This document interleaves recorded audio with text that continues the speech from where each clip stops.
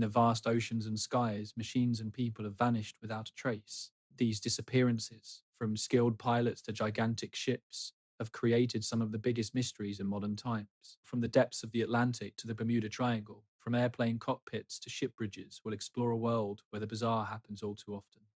Some of these cases involve advanced technology failing at critical moments, while others show experienced professionals making disastrous choices. Many mysteries highlight the gaps in our understanding of physics, weather, and human behavior, allowing entire crews to vanish without a clue. The truth behind these events might be more unsettling than any story. Take the case from Torrid in 1954. Fast forward to 1959, specifically October. The busy halls of Tokyo's Haneda Airport buzzed with the sounds of international travel, announcements blasting, passengers shuffling between gates, and the routine of bureaucracy keeping things moving smoothly. But on this autumn day, something would unfold that would shake our understanding of identity and reality itself. 3 months later, the Tokyo Metropolitan Police made an arrest that would puzzle investigators for years. A well dressed man, fluent in several languages, was taken in for identity fraud and document forgery. But this wasn't just a typical passport scam. This incident sparked stories about parallel universes and left many questions unanswered. The arrest happened after he tried to cash a check for 200,000 yen and a bank draft for 140 at a Tokyo bank. While these amounts might not sound like much today, back in 1959, it was big money. The real concern for the bank was the documents he presented, not because of obvious forgeries, but because the country listed on his ID didn't exist. Let's rewind to see what brought us to this moment. In October 1959, Australia, Anjay's story began. A 36-year-old man, known to authorities as John Allen Kuchar, landed at Tokyo's Haneda Airport with his Korean wife. During a standard passport check, immigration officials stumbled upon something that would stick with them for a long time. The passport he held looked completely official. It had the right stamps, seals, and all the intricate details you'd expect from legal travel documents. But there was a catch. This passport claimed to be from a place called Torrid. The immigration officers, experts in spotting documents from around the globe, were baffled. A passport from a country that didn't show up on any map. This wasn't just a bad forgery, it was a carefully crafted illusion of a nation, complete with a government structure and a capital city. Then things got even weirder. Man with the outlandish passport wasn't acting like a lost tourist or a typical crook. He was smooth, well traveled, and spoke several languages effortlessly. When asked about his home country, he didn't hesitate or get nervous. He talked about Torrid as if it was just as real as Japan. According to him, Torrid was situated in the region where the Principality of Andorra actually exists, tucked between France and Spain in the Pyrenees Mountains. But when officials pulled out their maps, they could only find Andorra, a tiny historical nation. Torrid was nowhere to be found. The officials were in an unprecedented predicament. They were facing a man with documentation that looked legit, yet was impossible. Passport had stamps from various countries, hinting at a rich history of world travel, but all from a place that simply didn't exist. What baffled them even more was his calm demeanor. Instead of acting guilty or like a fraud, he seemed genuinely puzzled that they couldn't recognize his so called homeland. Pai talked about Torrid like it was his home, a town, casually sharing details about its culture, government, and geography. Everything sounded consistent but was totally unverifiable. Those who looked at his passport noted it was the size of a weekly magazine, way bigger than usual travel documents. This odd size should have raised eyebrows right away. Yet, immigration officials in multiple countries accepted it during his travels. Passport had stamps from various nations, hinting that it had somehow made it through checks at different borders. As news spread, investigators started to uncover a more complicated story. The man said he had been traveling a lot for business in different countries and carried other papers that seemed to back him up: business cards, hotel bills, and letters all mentioning the mysterious place called Torrid. But every time they tried to check those papers, they hit dead ends. The investigation dragged on for months. Officials reached out to embassies, talked to geography experts, and scoured every record they could find for anything about Torrid, but they found nothing. No history, no diplomatic ties, no proof that such a place had ever existed. Despite that, the man's story never wavered. He insisted Torrid was a real country, that he was a real citizen, and that his passport was legit. When asked about the clear impossibility of his claims, he looked genuinely confused. It felt like he was describing a reality that only existed in his imagination or in some alternate world. The legal case that followed was unlike anything Japan had seen before. How do you charge someone with fraud? But the evidence is so strange it's hard to explain. Tokyo District Court would end up giving a sentence, but not without wrestling with questions that went well beyond regular criminal law. The case drew interest from all kinds of experts and theorists. Some thought the man might be suffering from a complex delusion, possibly due to mental issues or past trauma. Others, some people suggested that he might be a traveler from a parallel universe where a place called Torrid actually existed. Others thought he might be stuck here because of some time warp. But investigators discovered a more down to earth explanation. The guy calling himself John Allen Coazegris seemed to be a crafty con artist. He had spun an entire fake country as part of a well planned scam. That passport from Torrid? It wasn't proof of time travel. It was just an impressive forgery meant to trick officials and help him with his shady dealings. The evidence backing this theory was strong. Zigres had been using his made up passport to globetrot, staying at fancy hotels and making business deals while pretending to represent his non existent homeland. His scheme worked impressively until he tripped up trying to cash fake checks in Tokyo. What made his fraud especially clever was how impossible it was. Most fake passports come from copying real ones or creating knockoffs of existing documents. But Zigres went a step further. He invented an entire nation from scratch. This meant that officials couldn't just compare his papers to known legit ones. They had to grapple with the wild idea of whether his country even existed. The Torrid passport was said to be incredibly detailed and skillfully created. It had all the usual features you'd expect in a proper travel document: official seals, stamps, security measures, and extensive personal info. Craftsmanship hinted at someone who really knew their stuff about making documents and international travel rules. On August 10th, 1960, the Tokyo District Court finally wrapped up the case. John Allen Kuchar Zegras was sentenced for identity fraud and forgery. While the court's decision brought some legal closure, it couldn't fully address the bigger questions about identity, nationality, and how reality can get twisted. Zegras served his time and was released from Japanese custody in 1961. But his story didn't end there. Instead, it started to change and grow, turning from just passport fraud into something much more mysterious and lasting. Over the years that followed, the story of John Allen Kuchazegri was told and retold many times. Each version added fresh details, skipped over complicated facts, and slowly turned a story about clever fraud into something that felt like it was pushing the limits of our understanding. The man from Torrid became a legend, a strange character who supposedly slipped in from another dimension where countries that don't exist on our maps live. This shift in the story shows us something intriguing about how mysteries form and endure. Real facts about a smart con artist using a fake passport to swindle people somehow paled in comparison to the idea that reality might be more bendable than we think. People wanted to believe in the man from Torrid because his tale hinted at a world where the impossible could be true. Though there are still questions about what actually happened that go beyond the simple fraud story. How did Zegras travel internationally with such an obvious fake passport? Why did it take so long for the authorities to figure out that Torrid was made up?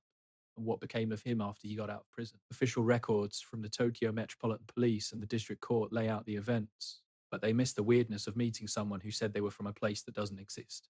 The immigration officials who first dealt with Segras's documents were faced with something that shook their basic beliefs about how the world works. Then there was the Moyle Jordan Versailles time slip in 1901. That summer marked a shift in the academic world's understanding of what could happen.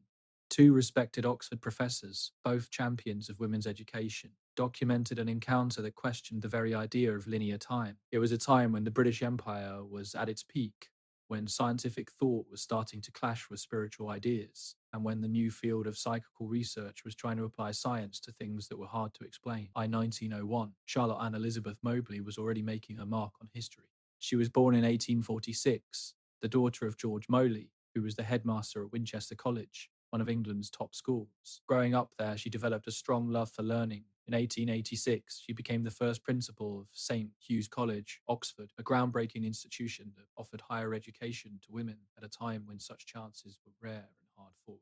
Elena Frances Jourdain, 16 years her junior, was appointed as her deputy. Born in 1863, Jourdain had her own significant background. She had studied at Lady Margaret Hall, another women's college at Oxford, and made a name for herself as a serious scholar, particularly in French history and culture. Her role as Moyle's deputy seemed like the next logical step in her career, and many expected her to eventually take over as principal. That partnership in 1901 was highly significant. It marked a moment of change in education. Women's colleges at Oxford were still striving for recognition, and the work these two women were doing was critical. They were proving that women could thrive in higher education and play a vital role in academic discussions. Their defining journey began on what was meant to be a regular summer vacation in France. Both women were taking a break after years of hard work. Moyle had spent 15 years building St. Hugh's into a respected college, while Geraint was busy handling everyday operations of TC, the bustling institution. Their trip to France was intended as both a getaway and a chance to strengthen their professional bond. On August 10th, 1901, they chose to visit the Palace of Versailles, a popular spot for well educated British travellers. Versailles stood as a symbol of French culture and history, drawing tourists from all corners of the globe. Its palace and gardens remained a testament to royal history, allowing visitors to stroll through the same spaces where Mauritania had once lived and held gatherings. Weather that day was it was an especially sweltering August day, the kind of heat that could turn even the best activities into a bit of a slog. Mobley and Jordan were set to explore the Triano estate, which included both the Grand and Petit Trianos. The Petit Triano was particularly important. It was once the personal getaway of Marie Antoinette, the Austrian-born Queen of France, who met her end during the French Revolution back in 1793. A visit, as they later detailed in their book An Adventure, was planned with care. They kicked off their tour in the early afternoon, following the usual tourist paths around the main palace grounds. At first, everything seemed just like another enjoyable cultural outing. They were seasoned travellers, having roamed historical sites all over Europe without a hitch. But as they neared the area around the Petit Triano, things started to shift. Both women could feel a change in the air. It hit them like a wave, a heavy sense of sadness and discomfort. They both felt it immediately and noted how it seemed to weigh on their spirits. Understanding the layout of the Petit Triano estate is key to what unfolded next. The buildings and gardens were arranged in a twisty maze that could easily trip up anyone not familiar with the area. There were numerous paths, unexpected clearings, and hidden structures lurking away from the main routes. This confusion would play a big role in what they reported next, according to their careful notes. The women encountered a few folks along the way who felt oddly out of place. First, they spotted a man wearing strange clothes that didn't fit in with modern styles. He was by a structure they couldn't quite place, and while he seemed significant, he wasn't threatening. When they tried to engage him, his response was a mix of normalcy and something just a bit off. Throughout this experience, both women focused intently on the details around them, even noting changes in the plants they passed. They took note of the buildings around them and the way people were acting. These observations would help them later explain their feelings of being out of time. The detail they noted showed just how much this experience changed how they saw and remembered things. The key moment for them was when they spotted a woman by a garden structure. Both women later recalled her as elegantly dressed, like she belonged to another era. There was something about the way she looked and acted that felt oddly familiar, although they couldn't quite figure out why. The meeting was short, but it left them with a strong sense that they had seen something important from history. After their time at Versailles, they went back to England, both convinced they had witnessed something remarkable. Instead of sharing their story right away, they wanted to dig deeper. They dove into the history of the Pitrian, especially around 1792, when Marie Antoinette was facing the looming French Revolution. Their research uncovered historical details that matched their experience. They found descriptions of gardens and buildings that were similar to what they had seen but dated back over a century earlier. Maps from the 1790s showed pathways and structures that aligned with their memory, even though they didn't exist anymore. This research fueled their growing belief that they had somehow glimpsed the past. Documenting everything took years. They returned to Versailles separately to confirm their memories and gather more data. In January 1902, Jordan went back to the Petit Triangle and reported more strange happenings. Each visit uncovered new details that supported their original story, but also sparked fresh questions about what had happened. After nearly 10 years of digging and thinking it over, they decided to publish their account. In 1911, they shared their adventure under the pseudonyms Elizabeth Morrison and Francis Lamont. They knew their story could stir up controversy and might even hurt their careers. As respected scholars, they were well aware of the risks in claiming to have experienced something that went against the norm about time and reality. When they published their adventure, it caught the eye of different groups. Scientists were curious about their meticulous notes and their credentials. The media was drawn in by what this story could mean for our understanding of time and consciousness. Meanwhile, those in the budding field of psychical research saw their account as potential proof of phenomena that regular science couldn't explain. The Society for Psychical Research, which started in 1882 to explore paranormal events scientifically, found the Moyley Journal account especially intriguing. They had been looking into cases of ghosts, telepathy, and other unexplained events for almost 2 decades. The Versailles case was something fresh, a well documented story from credible witnesses, suggesting the possibility of jumping through time. But not everyone bought it. Critics had plenty to say. Some argued the women merely misinterpreted what they saw, mistaking actors for real historical figures. Others thought it was a shared hallucination triggered by the heat and ant, their knowledge of local history. The most doubtful suggested the whole tale was just a hoax for attention. The discussions about the Moyley Journey account went on for years. With every new edition of their adventure, they included more evidence and replies to their critics. Throughout their lives, the women stuck to their story, never losing faith that they had experienced something truly remarkable. For some, their steadfastness against doubt added credibility to their tale, while others viewed it as a sign of a shared illusion. Critics dug into geographical and historical details, finding both support and flaws in what the women claimed. Some aspects matched historical facts perfectly, hinting at either true observation or careful research, while other pieces seemed to clash with known history. This raised questions about how trustworthy their memories and perceptions were. It was tough to make a clear judgment because the evidence was so complicated. The effects of the Moy Jordan case went beyond just what they claimed about Versailles. It fed into larger discussions about time, memory, and how we perceive things. Case became a key reference point for talking about time anomalies and the limits of our consciousness. It also shaped how people investigate paranormal events and what criteria they use for extraordinary claims. While the professional fallout for both women was significant, it was something they could manage. Some colleagues doubted their judgment, but their solid reputations as educators helped shield them from serious career damage. Mobley held on as principal of St. Pete, Hughes College, until 1915. After her, Jourdain took over and stayed in that role until her passing in 1924. They never let their controversial claims overshadow their academic successes. Even after they were gone, their experience continued to impact researchers and writers. Case became a well-known example of reported time displacement, often cited in studies of paranormal activities. It also stimulated theories about how consciousness might interact with time in ways that traditional physics can't fully explain. Modern looks at the Moy case got a boost from newer insights in psychology, neuroscience, and history. Some researchers think the women might have faced cryptomnesia, which is like accidentally reusing information they already knew but thinking it was new. Others consider that something in the Versailles environment, like electromagnetic fields or certain weather conditions, could have changed how they perceived things since 1901. There's been a lot of deep research into the history of the Petit Traîneau, painting a clearer picture of what the estate looked like during Marouinette's era. These studies uncovered both matches and discrepancies compared to the women's stories. Some of the features they described were around in the 1790s but didn't exist by 1901.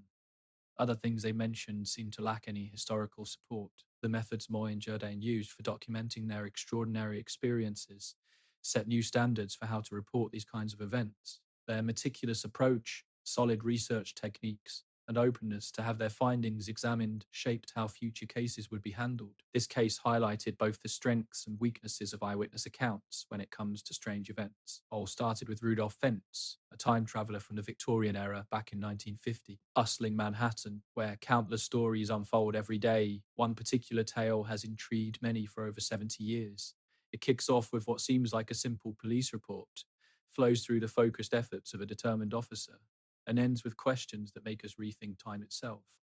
But like many incredible stories, this one is layered with truth, fiction, and the complicated ways they both influence how we see the world.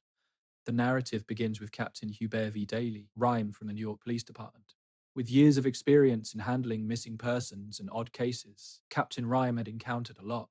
Yet, in June 1950, he faced something that would haunt him throughout his career. As he recounted, a man was hit and killed by a taxi in Times Square, and the situation was anything but ordinary. Captain Rhyme followed what should have been standard procedures for his investigation. The victim, a well-dressed man in his 30s, wore clothes that felt completely out of place for New York in the 1950s. He had on a black suit that hadn't been in style for ages, along with buttoned shoes and a top hat.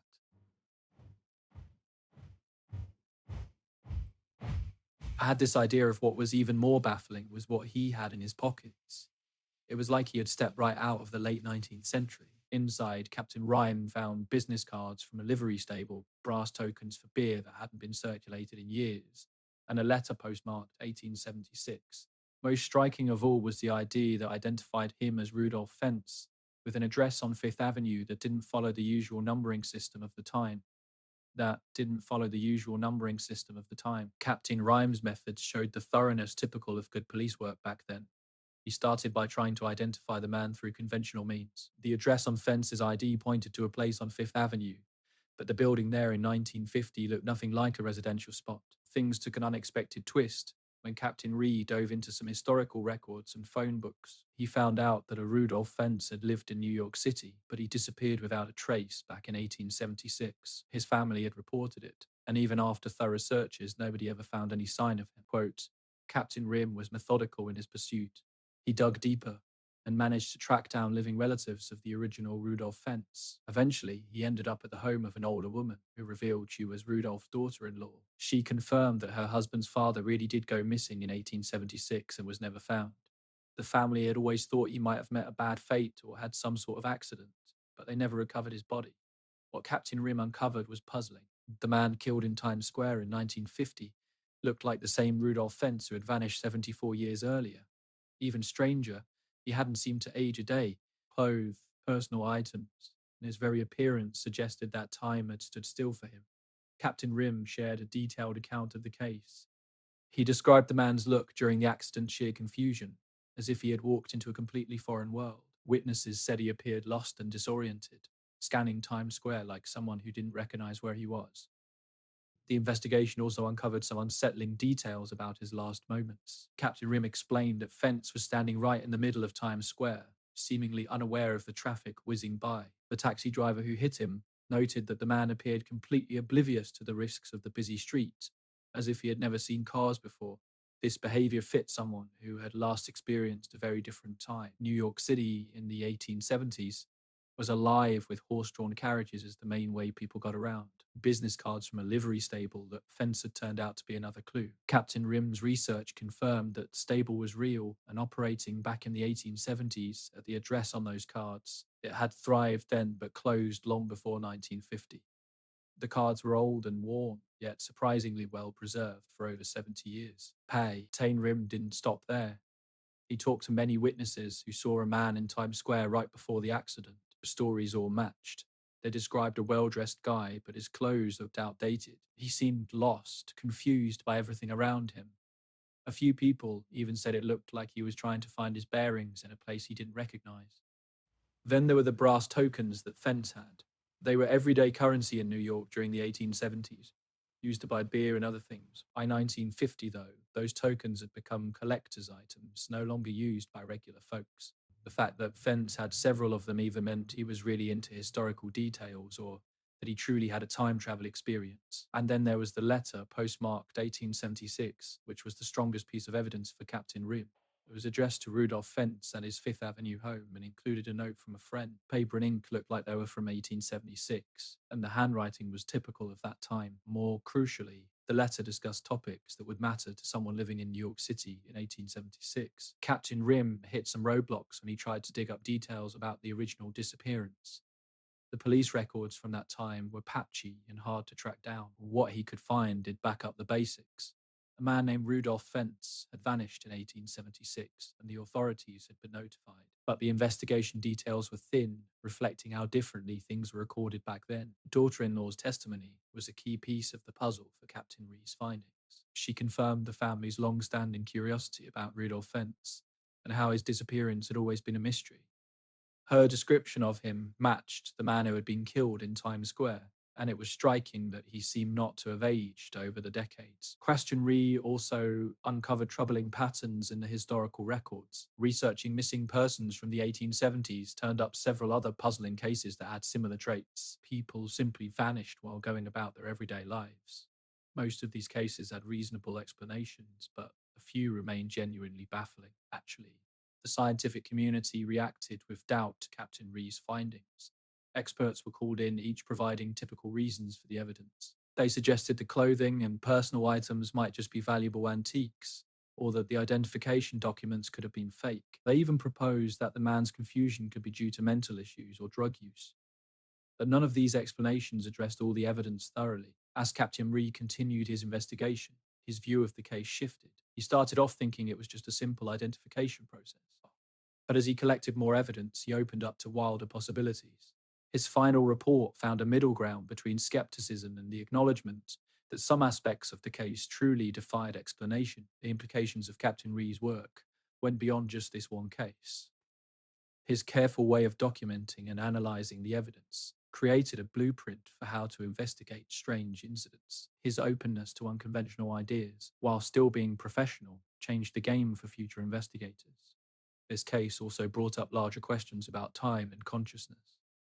If Rudolf Fentz had somehow travelled through time, what did that mean for our understanding of time itself? And if it was a hoax or a mistake, what did that show us about our human tendency to weave extraordinary stories? Captain Room's testimony about the case came in many forms, from official police documents to personal interviews. He told the story consistently and with a reputation for being thorough and honest. It gave weight to even the wildest parts of the case. His strong belief in what he found meant he was willing to put his professional reputation on the line. This suggested he truly thought he had stumbled upon something out of the ordinary. The investigation raised bigger questions about identity and what it means to be oneself. If the man killed in Times Square was really Rudolf Fentz, who vanished back in 1876, what did that say about our grasp of human identity? Could someone's consciousness actually last through time? Or was it just an amazing coincidence with two folks sharing the same name? Captain Room's final thoughts on the case showed a mix of his training and his personal conviction that he'd encountered something unusual. He couldn't definitively prove time travel happened, but he couldn't offer a standard explanation that covered all the evidence either. His work uncovered a mystery that sat on the edge of what's possible, where regular police work met questions that challenged our basic beliefs about time and reality. In 1981, down in the remote valleys of central Norway, where the northern lights have lit up the sky for ages, something different started happening. Unlike the usual dazzling displays, these new lights didn't follow the rules of the atmosphere and pushed scientists to rethink what was possible in the lower atmosphere. Details of what came to be known as the Hessdalen lights puzzled researchers by blending electromagnetic theory, plasma physics, and geology in unique ways that had never been observed before. Hessdalen Valley, about 120 kilometers south of Trondheim, was the ideal spot for studying these strange occurrences. The valley stretches around 12 kilometers long and features steep mountains that form a natural B shape, creating a unique environment for investigation. Understanding the strange light phenomena relies heavily on the valley's unique geography. This special landscape seems to focus and direct electromagnetic fields, magnifying the unusual lights we see. The first serious study of the Hessdalen lights kicked off in 1983. Dr. Erling Strand, an electronics engineer and researcher, launched Project Hessdalen. It was one of the early efforts to bring scientific methods to the investigation of these unexplained atmospheric wonders. Teams set up advanced monitoring gear throughout the valley to gather information on electromagnetic fields, weather conditions, and the light's physical traits as they appeared. Initially, Project Hessdalen deployed magnetometers able to detect tiny changes in magnetic fields, down to just zero point 0.1 nanosecond. They also used seismographs that could pick up tiny tremors in the earth and spectrum analyzers that tracked the electromagnetic signatures of the lights across a range of frequencies. This equipment was meant for capturing data typical of much stronger atmospheric events. Yet, the Hessdalen lights produced measurable electromagnetic effects that were clear even with this sensitive gear. When analyzing the electromagnetic spectrum of these lights, the findings defied what we typically know about atmospheric plasma. The lights emitted across a wide range, from very low frequencies of zero point 0.5 to 10 hertz, all the way to radio frequencies and into visible light. This diverse emission pattern hinted that the phenomena involve complicated electromagnetic processes, much more intricate than mere electrical discharges or standard plasma formation. Measuring the temperature of these lights brought its own set of challenges. Infrared thermography showed that their surface temperatures usually fell between 100 and 500 DGC, significantly lower than expected for plasma of similar brightness. This temperature data indicate that the lights operated through electromagnetic methods that were entirely different from what we thought. Plasma physics usually sticks to standard explanations, but these lights, they break the mold. Measurements show they can hold their shape for anywhere from a few seconds to over 2 hours, and in some cases even longer. They can change in shape, size, and brightness, while still keeping their electromagnetic coherence. This hints at some sort of control we just don't fully grasp yet. When scientists looked closer at the light, they found various elements like iron, copper, and zinc, plus a few rare earth metals. This discovery got interesting when they linked these elements to the Hestalam Valley's geology. That area is packed with metallic minerals, particularly copper, zinc, and iron ore, all of which relate to the properties of the lights. Surveys of the valley's geology revealed important insights into what might help the lights thrive. The bedrock is filled with copper sulfide minerals, zinc, and iron formations, creating a network that lets electricity flow naturally across the valley floor. This conductivity seems to set the stage for the strong electromagnetic fields necessary for the lights to appear. Plus, the mineral-rich rocks in the valley have piezoelectric properties. What does that mean? Well, it suggests that movement in the Earth, like tectonic stress, could generate electrical fields that help the lights form. Seismic monitors picked up slight vibrations in the ground that coincided with the light's appearances, hinting at a link between mechanical stress in the Earth and the electromagnetic activity. The weather in Hestaland during these light displays also showed familiar technical patterns. Barometric pressure often changed a bit before and during light events, while humidity levels nearby usually dropped. The temperature difference says high above the valley formed layers in the atmosphere that seem to focus the electromagnetic effects, making the lights more visible and defined. Ometry radio frequencies showed that the Hester lights created interference across different bands, impacting everything from AM radio to VHF communications.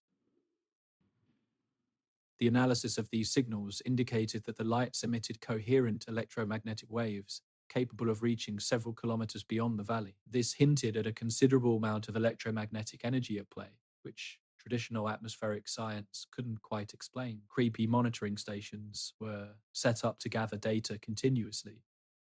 They revealed new patterns in the light events that earlier observations had missed.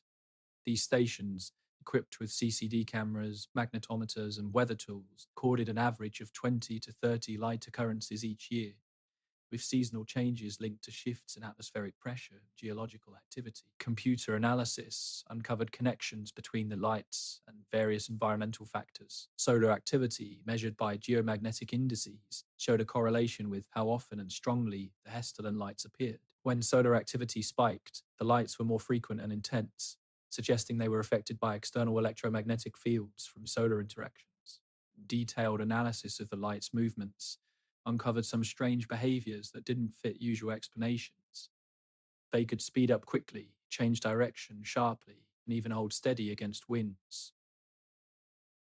Using triangulation for speed calculations, researchers found the lights could move from being still to racing along at over 30,000 kilometers per h.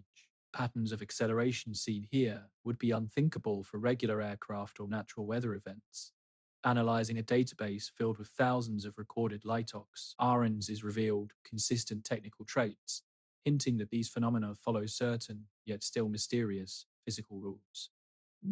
The lights favored specific spots in the valley, certain weather conditions, and particular times of day, suggesting that their appearance relies on repeatable factors that might be predictable and controllable. When measuring the electromagnetic fields around these active light events, researchers found features similar to ball lightning, but with key differences. Ball lightning usually sticks around for just a few seconds before fading away, while the Hestaland lights keep their coherent electromagnetic fields for much longer and show intricate behavior that implies some kind of self-regulation or control. New breakthroughs in plasma physics have shed light on the Hestaland lights. The idea of dusty plasma, a mix of charged particles and tiny dust or mineral bits, might explain how these lights maintain their coherence while containing the metallic elements found in spectroscopic studies. This theory suggests that these lights could be a new kind of atmospheric plasma that only forms under specific conditions. The elements that trigger the Hestaland lights seem to come from a complex dance involving geological, atmospheric, and electromagnetic factors. The valley's unique blend of metallic minerals, its shape, and its weather create what researchers call a natural resonance chamber, which can strengthen and focus electromagnetic fields when the conditions are right. Over 4 decades of studying the Hesselen lights have helped advance our understanding of atmospheric physics, electromagnetic theory, and plasma research. They've shown us that the lower atmosphere can actually support electromagnetic processes once thought impossible, paving the way for new ideas on how these complex scenarios can unfold. Electromagnetic systems can create and keep coherence in nature. The monitoring methods used to study the Hesselen lights have been adapted for other areas of atmospheric research, like lightning and auroras, as well as looking into other strange atmospheric events. The techniques developed by the Helen Project have set a global standard for investigating unusual atmospheric occurrences. Ongoing studies of the Hesselen lights continue to uncover new details that challenge what we thought we knew. Recent findings indicate that there are quantum scale effects in the electromagnetic fields linked to the lights. This hints that the phenomena may involve quantum processes that happen on larger scales. These discoveries could have far-reaching implications for theoretical physics, extending well beyond just explaining the lights. Since the 1980s, the equipment used to monitor the Hesselen lights has significantly improved. We've seen advancements in sensor technology, data processing, and the measurement of electromagnetic fields. Today's systems can detect electromagnetic variations with amazing accuracy, revealing subtle features of the phenomena that older tools missed. From a technical viewpoint, the environmental impact of the Hesselen lights seems minimal, with no detectable harm to local ecosystems or human health. While the electromagnetic fields can affect sensitive electronic devices, they are not strong enough to harm living beings. This has allowed researchers to study the phenomena without worrying about environmental concerns that might otherwise limit their work. On January 31st, 1921, dawn arrived, grey and stormy over the dangerous waters of Cape Hatteras, North Carolina. The winter sea roiled with the fierce energy that gave this area its eerie nickname, the graveyard of the Atlantic. Through the spray and morning mist, Coast Guard surfman G.P. Brady caught sight of something that would puzzle land maritime investigators for years.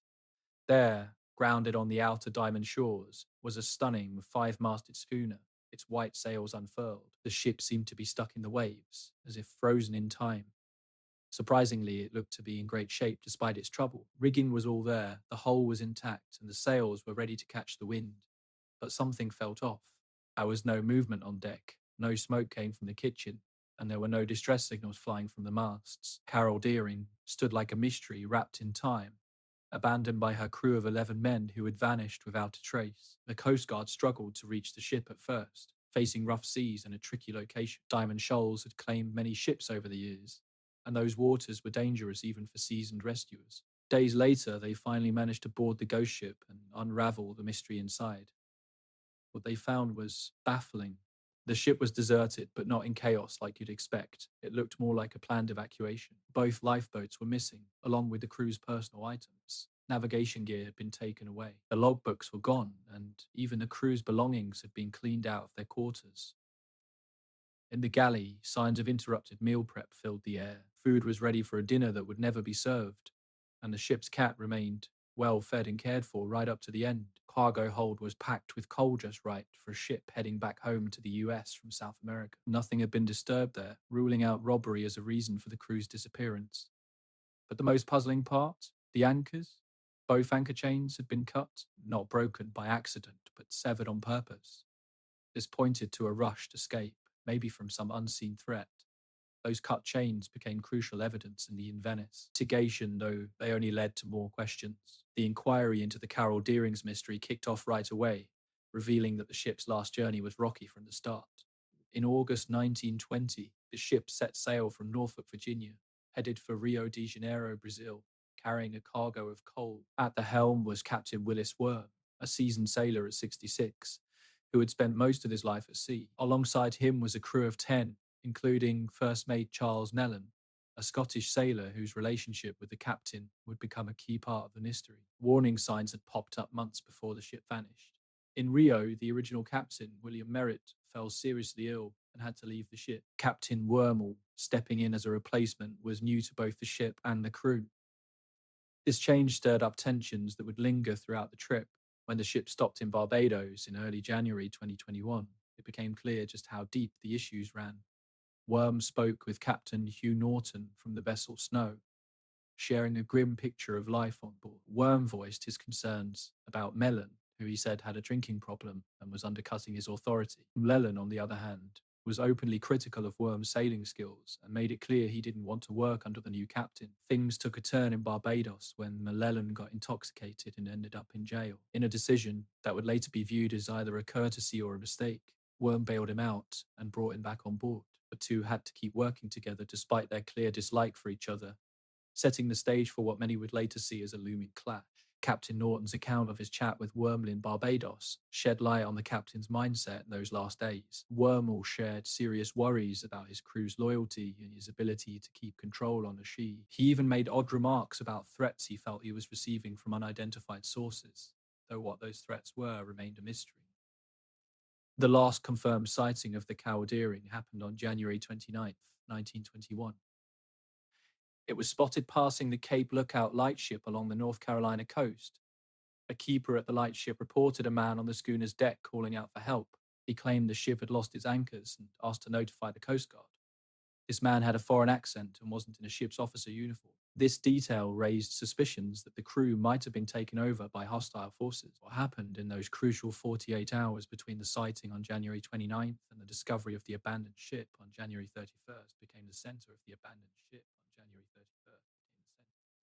of a deep investigation. The ship hadn't traveled far from Cape Lookout to Diamond Shoals. Yet, in that short time, 11 men disappeared without a trace, leaving behind a ship that showed no signs of struggle or violence. As news spread of the ghost ship, the investigation into the Carol A. Deering mystery ramped up quickly. The Department of Justice got involved, worried that this might link to a wave of piracy hitting shipping lanes following World War I. Several factors fueled the theory of piracy.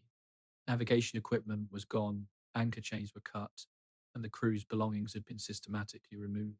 Federal investigators looked into the idea that pirates had taken control of the Carol Deering, forcing the crew to sail to a specific spot before transferring them to another vessel.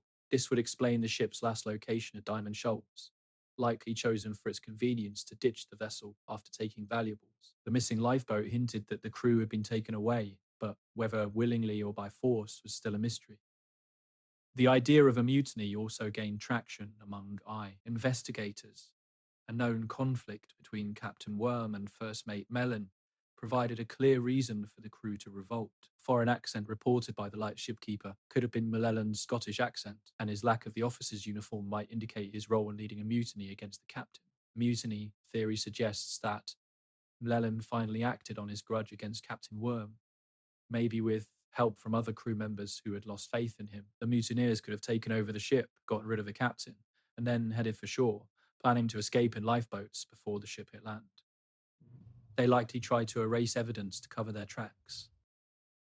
Then came the bootlegger theory, as investigators looked into the wider world of maritime crime in 1921. With prohibition in full swing, there was a booming black market for booze. Rum runners from the Caribbean often hijacked legitimate ships. The route of the Carol Deering from South America to the US made it a prime target for these bootleggers who needed vessels to move their illegal cargo.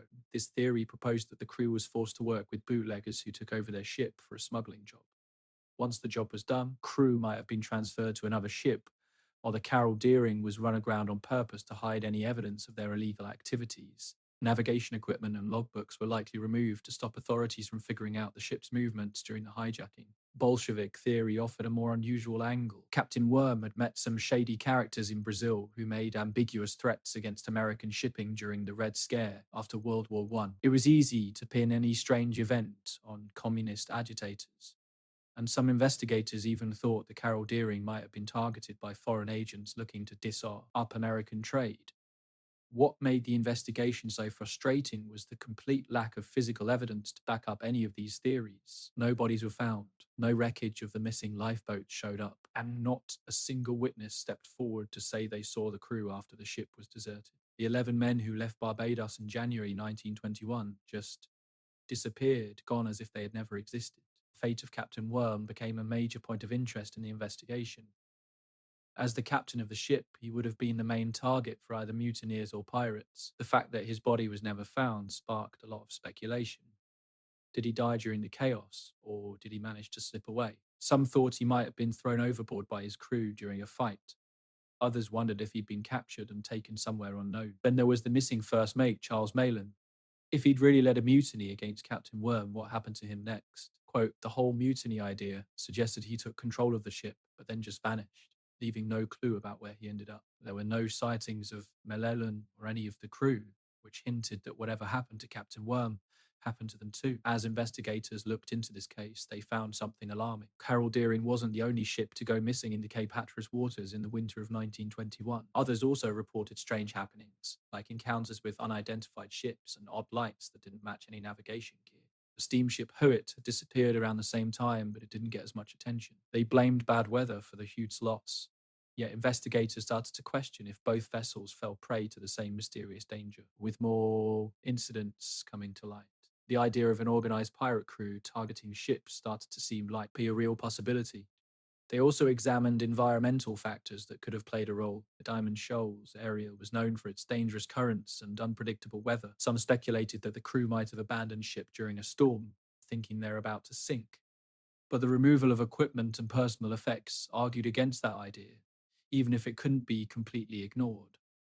When the investigation wrapped up, the Department of Justice released a report in 1922 stating that there simply wasn't enough evidence to explain what happened to the crew of the Carol Deering. The report suggested that mutiny was the most likely cause, but it didn't rule out piracy or other crimes. Officially, the case was closed, yet the mystery lingered on. In December 1970, Bruce Gernon and two colleagues hopped onto a Beechcraft Bonanza 36 at Andros Island Airport in the Bahamas. They were just looking forward to a regular flight back to Florida. Bruce Jr., an experienced pilot with a solid background flying in the area, took the controls. Bruce Sr. sat beside him as their business partner. Chuck Lafayette made himself comfortable in the back. They had no idea that they were about to find themselves in one of aviation's most intriguing stories about time anomalies. The Gernons had been flying between Florida and the Bahamas since 1967, making this trip at least a dozen times without any problems. They often traveled to Andros Island for business, and Bruce Jr. was well acquainted with the short hop from the Bahamas to Florida. On December 4th, 1970, they had a simple flight plan. They would head northwest, right over what would later be called the Bermuda Triangle. At exactly 3 p.m., Bruce Jr. fired up the engine and rolled down the runway. The weather was perfect, clear skies and light winds.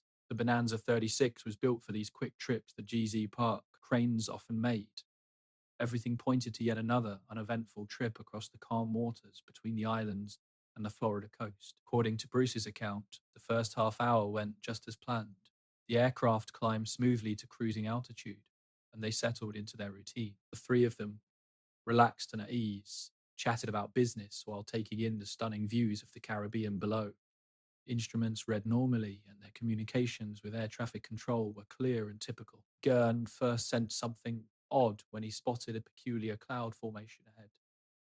At first glance, it looked like a typical cumulus cloud you'd see over warm ocean waters. But as they got closer, Gurn realized this cloud wasn't normal. It was rapidly growing, expanding both sideways and upward in ways he'd never seen before in all his flying years. His instincts told him to steer clear, but the cloud's quick expansion made that tough. In just a few minutes, what had been a distant puff of white turned into a huge wall of cloud blocking their way. The look of it was otherworldly, almost electric, glowing in an unnatural way. He didn't make the call to fly through lightly. He weighed his options, the risks of going into this bizarre weather versus turning back or trying to go around it. But getting around it would take effort, and with the plane's fuel situation, that wasn't a great choice. After a talk with his dad and business partner, Gurn decided to press on. As they entered the cloud, it became clear they were in for something unique. Pace, I felt completely different. Instead of the usual turbulence and lack of visibility associated with flying through storms, they found themselves in what Gurn later called an electronic fog. It was a strange environment that seemed to mess with the instruments and perceptions on board. This fog didn't act like typical storm clouds. Instead of chaotic turbulence, it formed a tunnel that seemed to guide the plane smoothly forward. The walls of this tunnel had the same strange fog but held a consistent shape and direction. The plane sliced through the fog like it was on a set track, but Gurnon's instruments started going haywire. The compass was spinning out of control, unable to settle on any direction. The altimeter gave readings that didn't make sense compared to how the plane was flying. The scariest part, the electrical systems began acting strangely.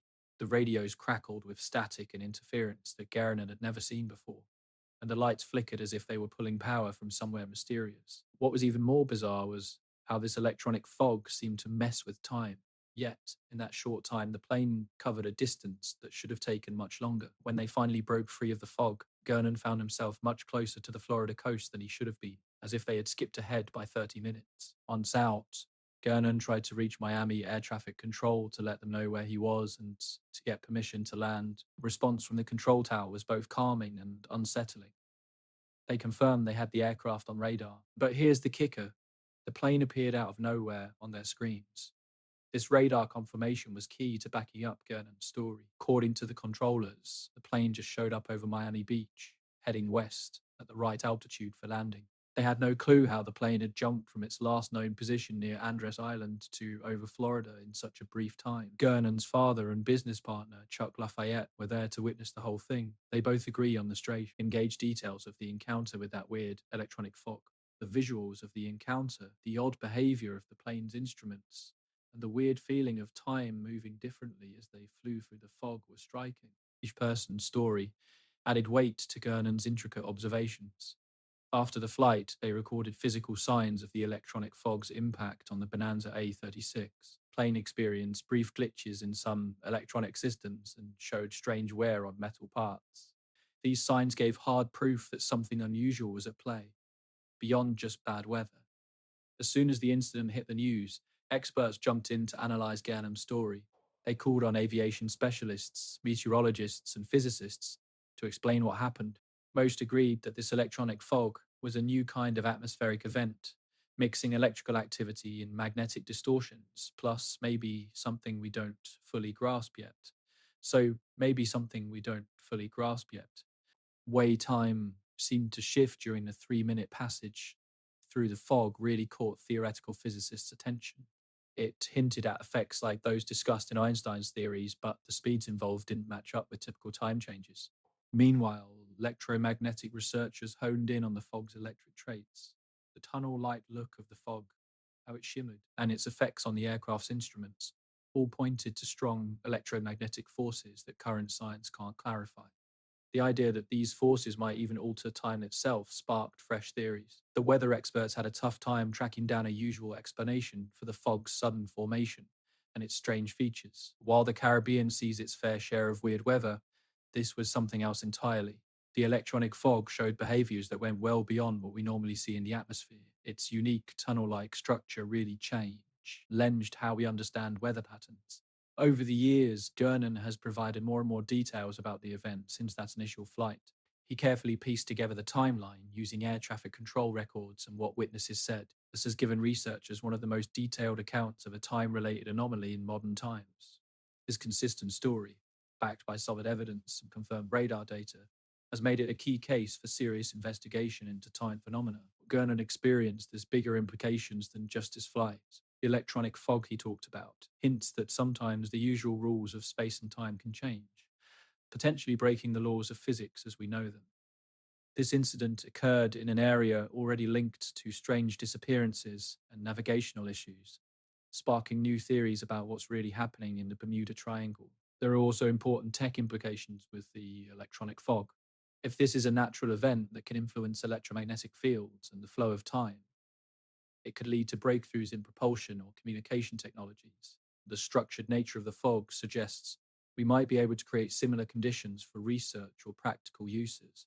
The psychological effects on Gernon and his passengers have been studied too. All three men felt disoriented and like things weren't real when they flew through the electronic fog, hinting that it could impact human perception along with its physical effects on aircraft instruments and time. This part of the event has drawn interest from researchers looking into how electromagnetic fields interact with human awareness. Gernon's experience has also impacted how similar incidents reported by other pilots and crews are investigated, particularly focusing on the fog's unique electrical properties.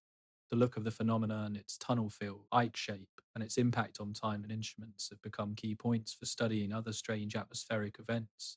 This organized way of gathering and examining these occurrences has built up a growing collection of info on time-related oddities. Ongoing look into Gernon's case has uncovered more proof backing up his story. Weather data from December 4th, 1970 shows some odd conditions in the area where the electronic fog was seen. Also, solar activity from that time shows heightened electromagnetic energy that may have played a role in creating the phenomenon. These details lend more credibility to Gernon's account and open new paths for scientific research. Crucial records are when it comes to validating unusual claims. Air traffic control logs that confirmed Gernon's sudden sighting on radar over Miami Beach provide key independent backup for parts of his story. Without this verification, people might have written it off as confusion or a simple mistake. Gernon's openness to scientific examination has made his case one of the most thoroughly studied incidents of its kind. He's been part of many documentaries, interviews, and research projects, consistently sticking to the facts of his original story while sharing new insights picked up through detailed analysis. Now, let's switch gears to Amelia Earhart's last flight in 1937. YouTube that summer marked a turning point in aviation when pilots were testing the limits of what was possible. Commercial aviation was still quite new, with international routes being mostly experimental. The idea of flying all the way around the world was seen as a remarkable feat, only tackled by the most skilled aviators. In stepped Amelia Earhart, already celebrated as one of the best pilots in the world, embarking on what would become the most famous disappearance in aviation history. By 1937, Earhart spoke about the same thing.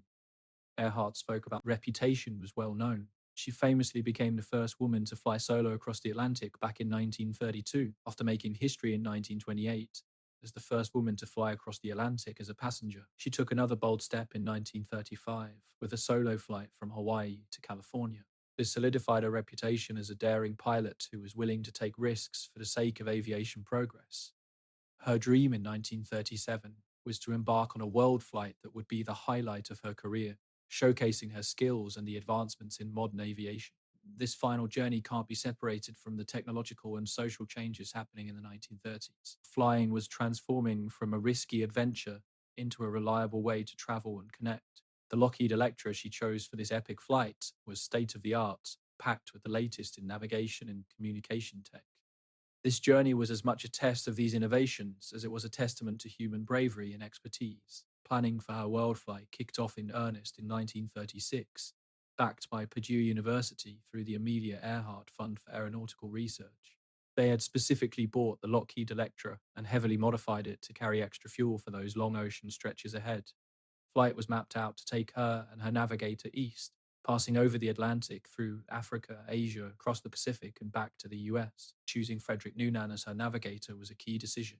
Noonan was a top notch navigator, instrumental in setting many of Pan American Airways trans Pacific routes. His skills in celestial navigation and dead reckoning were crucial for the lengthy overwater parts of the journey. But Noonan also faced personal battles with alcohol, leading to speculation about how it might affect their flight. Tragically, the first attempt at the world flight ended in disaster on March 20, 1937, when the Electra crashed during takeoff at Luke Field in Hawaii. The aircraft was badly damaged, forcing her to send it back to the mainland for repairs. This setback delayed the flight by several months and required a rethink of the flight plan. The repaired plane was now set to fly west, changing things up from the original plan and bringing fresh challenges for navigation and fuel. Final flight kicked off on May 20th, 1937, when Hart and Noonan took off from Oakland, California in their fixed-up Electra. They made several planned stops along the way, each one meant for refueling and checking their navigation. Their journey led them across the US, to Miami, then down to South America, over the Atlantic, to Africa, and through the Middle East and Southeast Asia until they reached New Guinea. By June 29th, 1937, they had traveled about 22,000 miles of their intended 900-mile trip, but the toughest parts were still ahead. They faced a daunting 556-mile flight from Leh to Howland Island, a tiny patch of land in the Pacific that was just 1.6 miles long and half a mile wide. This was going to be the longest stretch over water, demanding sharp navigation and careful fuel management. Getting ready for the Howland Island flight involved a lot of preparation with support from various government agencies. US Coast Guard cutter Itasa was set up at Howland Island to help with communications and guide the aircraft. Navy also had ships spread out along the route for extra support and emergency help if anything went wrong. In the end, the success of the flight rested on the skills of the pilot and navigator, and how dependable their equipment was. When they left Leh on July 2nd, 1937, at 10 a.m. local time, it was the start of what would become aviation's biggest mystery. The Electra was packed with 1,100 gallons of fuel, enough for around 22 hours in the air. The weather looked good, with clear skies and light winds that should have helped them reach Howland Island smooth. Early radio messages from the aircraft reported everything was going well and they were moving steadily toward their goal. Over the years, investigators have carefully looked over the radio chatter between the Electra and the Itasca. Coast Guard's radio log gives a detailed account of the increasingly desperate attempts to make reliable contact with the plane as it got closer. The transmission showed a serious communication issue that would ultimately doom the flight. At 7:42 a.m. on July 2nd, the Itasca got a message from Earhart saying, "We're on the line 15737, running north and south." This meant the plane was heading toward Howland Island, following a path calculated by Noonan. But it also showed they were struggling to see the island, and at 8:43 a.m., Earhart sent another note. "We are on the line of position 157, 337. We'll repeat this message. We are running north and south." The repeated information hinted that the crew was getting more and more anxious about where they were and how much fuel they had left. Last confirmed message from the Electra came shortly after at 8:43 a.m. They reported, "We are running north and south. Gas is running low. Been unable to reach you by radio." This confirmed the fears of those listening in. The aircraft was running out of fuel and had still not found Howland Island. What followed was one of the largest search efforts in aviation history up to that point. The US Navy and Coast Guard sent ships and planes across thousands of square miles of ocean, looking for any sign of the missing aircraft or its crew. For 16 days, they searched an area of about 250,000 square miles, but found nothing. An official investigation eventually concluded that the plane had run out of fuel and crashed into the Park, a famous ocean near Howland Island. This came from the low fuel warnings in the radio messages, the calculated endurance of the aircraft, and no evidence showing that the crew had survived. The idea that the plane crashed and sank became the accepted explanation for their disappearance. But as soon as the search ended, other theories about Earhart's fate popped up. One of them, originally called the Garden Island theory but later known as the Nikomoro theory, suggested that the plane had landed on a small coral atoll southeast of Howland Island and that the crew might have lived on as castaways. There were radio signals received after the disappearance that some thought might be from the missing plane. Since the 1980s, the International Group for Historic Aircraft Recovery, known as TIGAR, has been digging into the Nomaro theory. They found items on the island that they believe could be linked to Earhart's vanishing, like aluminum pieces that match the Electra's design, because personal belongings that might have belonged to Earhart, and even human remains some think could belong to the missing pilots. Then there's the Japanese capture theory. This one suggests that Hart and Noonan were taken by Japanese soldiers. Maybe they flew over restricted areas by mistake or were thought to be spies. Supporters of this idea mention eyewitnesses from Pacific Islands who claim to have seen American pilots in Japanese hands. As time has progressed, the forensic analysis regarding Earhart's disappearance has really improved with new tech. In 2018, researchers at the University of Tennessee took a fresh look at bones found on Niku back in 1940. They concluded these bones likely belonged to a woman of similar height and build to Earhart, which was a shift from earlier beliefs. Radio transmission analysis also got a boost from modern technology. Researchers have used compute R models to study how radio signals traveled back in 1937. They're trying to figure out how well the Electra could communicate with ground stations. This research has shed light on the communication issues during the last flight. Fuel consumption studies have improved too. Engineers have fine-tuned their understanding of the Electra's performance. They've looked at how much fuel it used in different situations, including wind effects and altitude shifts, to piece together the most likely route the aircraft took and how far it could fly. These calculations have backed up various theories about where the plane might have landed. Hart's disappearance had an immediate and lasting impact on aviation safety and procedures. In 1937, the challenges of navigation and communication tech really stood out, and they prompted some serious upgrades. It became clear that reliable radio connections between planes and ground stations were a must, highlighting the need for improved communication methods and stronger radio equipment. The search and rescue efforts for Earhart laid the groundwork for how we conduct these operations in aviation today. Team up between military and civilian agencies, organized search patterns, and using multiple aircraft and ships set standards that are still relevant. Quote, Earhart's disappearance has made a lasting cultural impact. Her story has sparked a multitude of books, films, and documentaries, each wrestling with the mystery of what happened to her. People are drawn to her tale not just because of the dramatic ending, but also because she was a trailblazer for women in aviation. Tech lessons learned from her disappearance led to significant strides in aviation navigation and communication, which proved vital during World War II. Searching for lost planes across vast oceans led to advancements in radio beacons, navigation tools, and aircraft traffic quicking systems, saving countless lives afterward. The investigation into Earhart's fate also pushed forward modern forensic archaeology and historical research. Techniques for analyzing artifacts from Nikamoro and potential crash sites have improved, helping us understand how to preserve and interpret evidence long after an event. Fast forward to December 5th, 1945, when Flight 19, a squadron of 5 TBM Avenger torpedo bombers, took off from Naval Air Station Fort Lauderdale. These weren't just any planes, they were the backbone of the US Navy's attack force. Each one was a powerful mix of cutting edge wartime technology, weighing 18,000 pounds when fully loaded, and powered by a mighty engine that cranked out 1,900 horsepower. TBM Avenger was truly an engineering marvel of its time. With a wingspan of 54 feet and 2 inches, these planes were the biggest single engine aircraft ever made for aircraft carriers.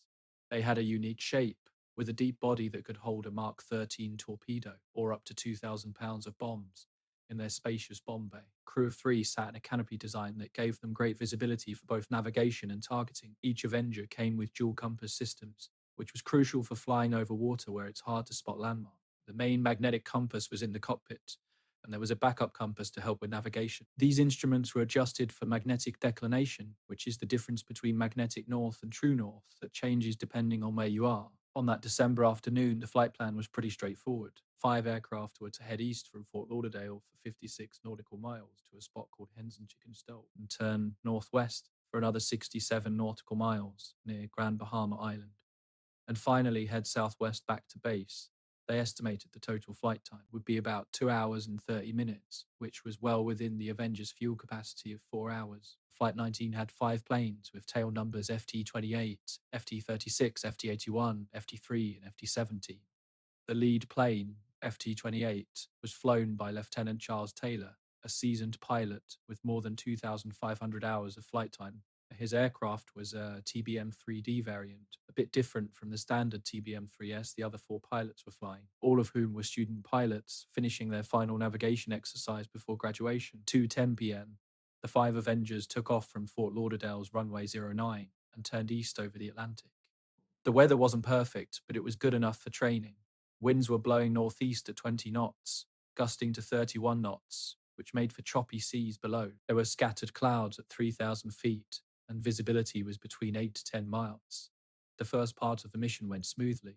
They flew east for about 56 nautical miles and reached the practice bombing area at Hens and Chicken Shoals. There, the student pilots practiced torpedo runs on a decommissioned ship. During this time, radio chatter was standard, with the pilots communicating as usual. Around 3:40 p.m., things were still on track. As the formation continued its journey, they veered northwest toward Grand Bahama Island. It was here that the first signs of trouble started to show. Lieutenant Taylor came through on the radio, saying his compass was going haywire. Both his main and backup compasses were spinning around, making it impossible for him to know which way he was heading. This kind of compass malfunction wasn't completely unheard of. During World War II, pilots sometimes dealt with similar issues, usually caused by interference from onboard electronics or outside magnetic fields. But having both compasses fail at the same time, that was rare and hinted at a bigger problem. Things got trickier for Taylor due to the area's complex geography. The Bahamas are filled with countless small islands, caves, and shorelines spread over thousands of miles of ocean. From high up, these features could easily be confused with other groups of islands, like the Florida Keys, which looked quite similar. As radio transcript showed, Taylor was becoming increasingly uncertain about where he was. At 3:45 p.m., he was heard saying, "I don't know where we are. We must have got lost after that last turn." His tone remained calm and professional, but you could hear the worry creeping in as he tried to figure out his location using dead reckoning and visual clues. The challenges facing Flight 19 were serious. Without reliable compass readings, Taylor had to lean on pilotage, navigating by sight and reference points.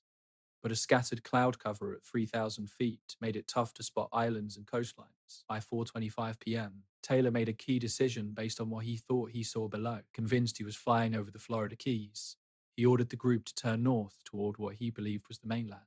In reality, those islands were probably part of the Bahamas, and his turn was actually sending them further out over the open Atlantic. The engines on the Avengers were built for reliability, but they were also quite thirsty for fuel. At each setting, every engine burned around 75 gallons of fuel every hour, with a total fuel capacity of 335 gallons. The plane could fly about 1,000 nautical miles if conditions were perfect. But as they navigated with constant turns and altitude changes, fuel use shot up. As the afternoon wore on, the weather took a turn for the worse. The scattered clouds grew thicker, making it harder to see and navigate. Winds picked up too, creating turbulence that complicated formation flying and drained fuel even faster as the pilots struggled to keep their positions. Around 5:50 p.m., Taylor's radio messages started to get jumbled and hard to understand. He mentioned that his fuel gauge was running low and he was having a tough time staying at the right altitude. The other four planes in the group also reported similar issues with their fuel, showing that the long flight was really testing their limits. The radio communication was adding to the growing troubles. The planes had ANR-3 radios that worked in the high frequency band.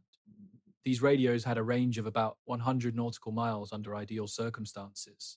But with atmospheric interference and their increasing distance from land, the signals were getting worse. Ground control at various airfields tried to reach Flight 19, but communications were tough due to radio wave issues and the curvature of the Earth, which limited how they could connect. By 6:20 p.m., roughly 4 hours after they took off, Taylor made his last clear radio call. Hay said they were flying west over what looked like open ocean, with no land in sight.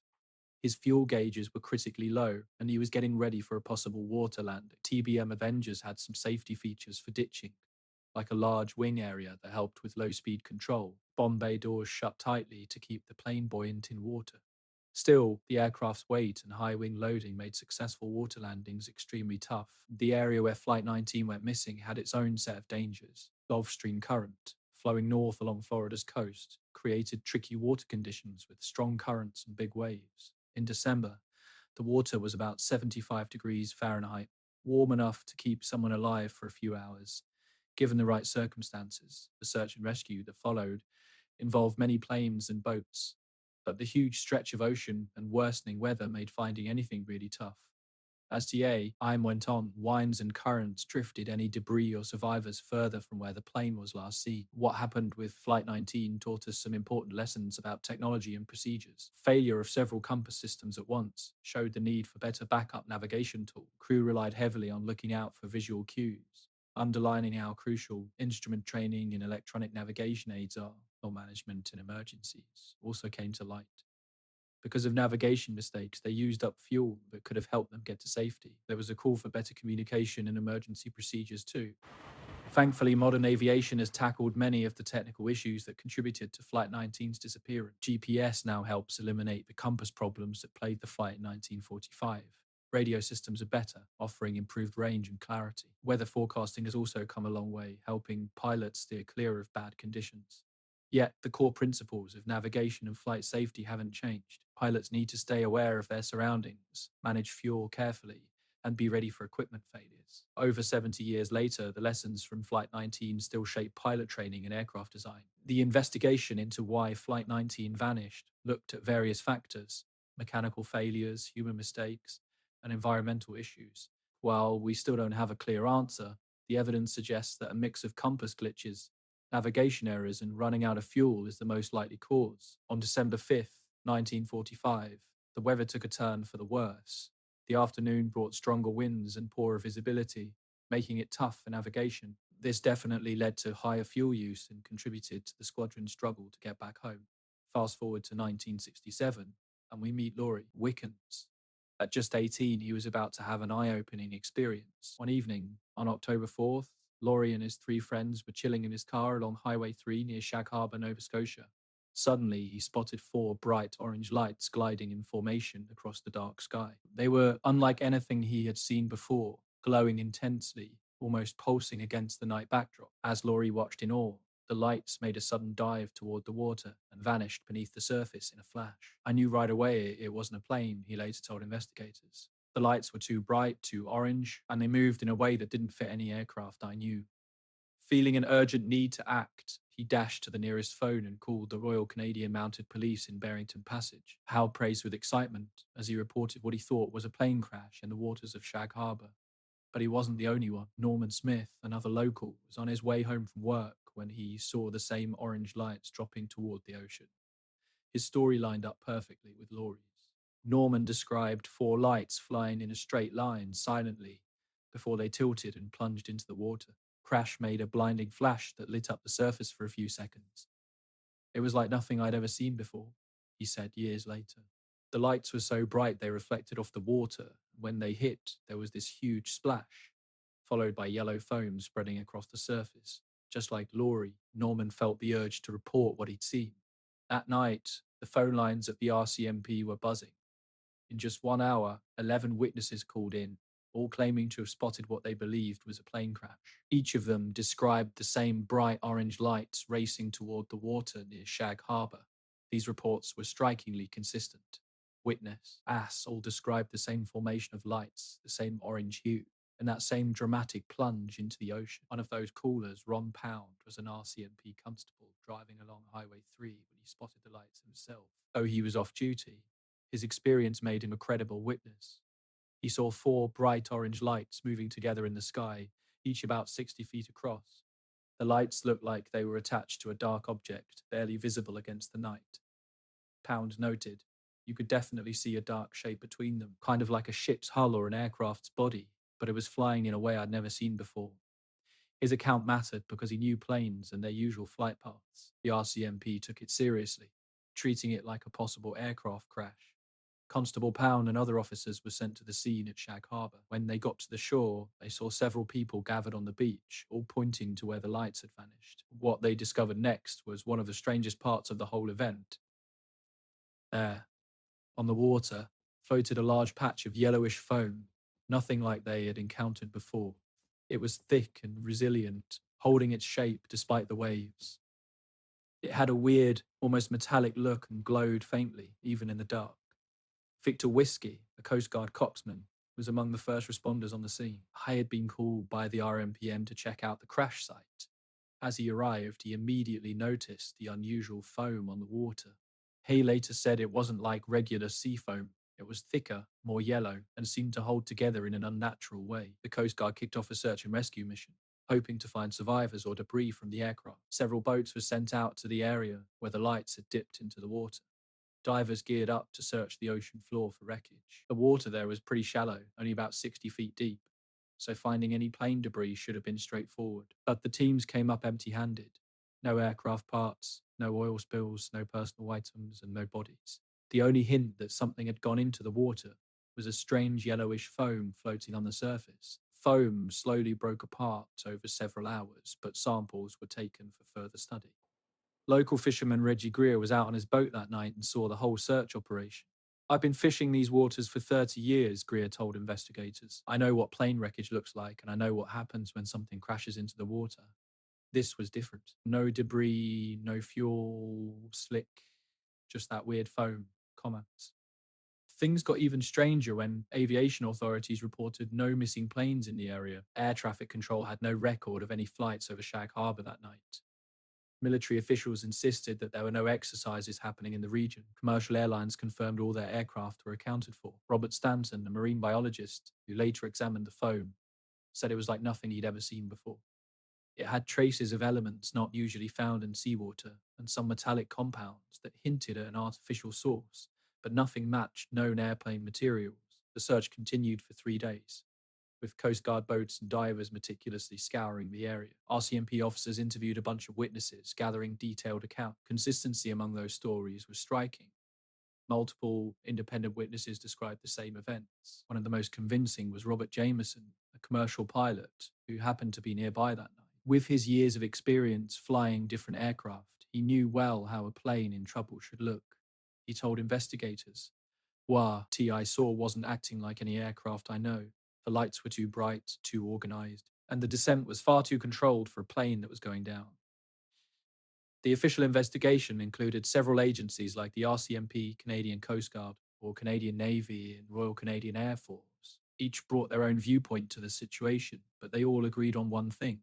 Something had plunged into the water near Shag Harbour, but it wasn't a typical airplane. Captain William Montague from the Navy oversaw the underwater search. His divers used sonar to comb through the ocean floor, but they turned up no wreckage. The water was clear and the visibility was great.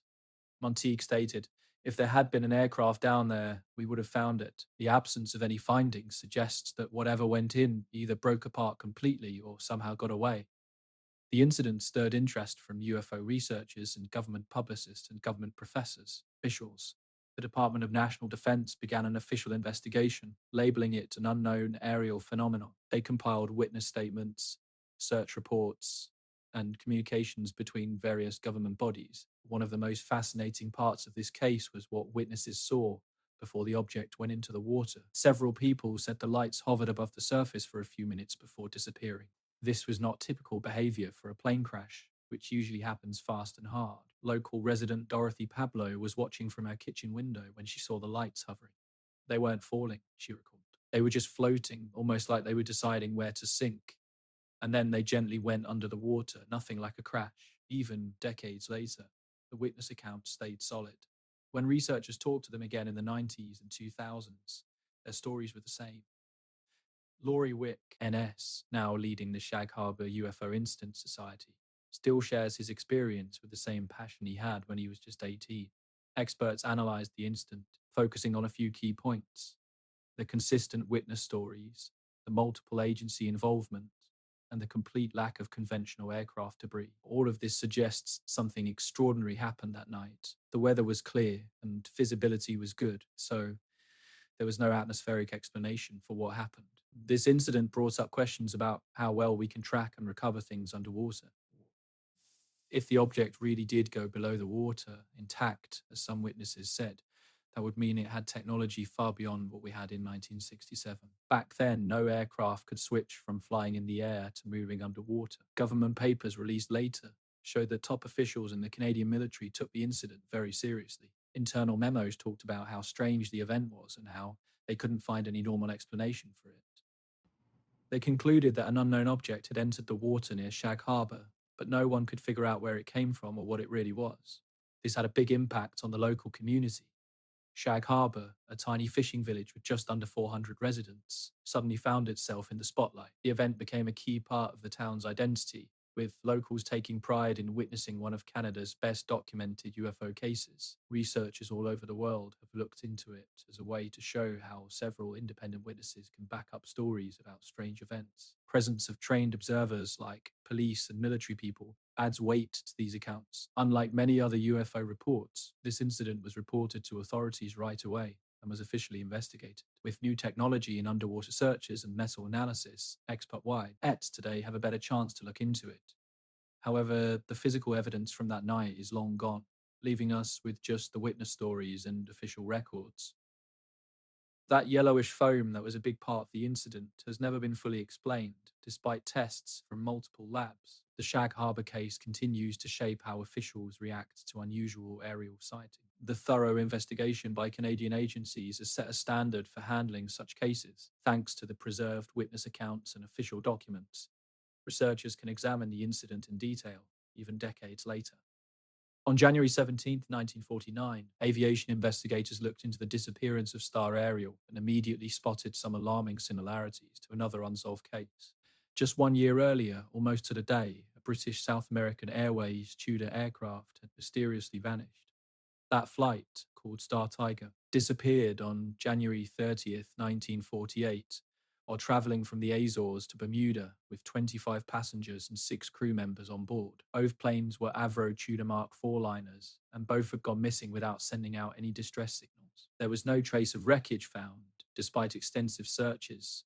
To aviation experts, the pattern was clear. 2 identical planes from the same airline, both lost under similar circumstances, just 13 months apart. The coincidence was so striking that investigators started questioning if there was a fundamental flaw in the design of the Tudor aircraft, or if there were serious problems in BSAA's operational procedures. Star Aerial's last flight started under odd circumstances that fueled conspiracy theories. That day, the aircraft was actually meant to be grounded for routine maintenance, but another Tudor, Star Lion, had an engine failure that morning to keep up with the scheduled service between Bermuda and Kingston, Jamaica. Star Aerial was put into action even though it wasn't originally assigned to that route.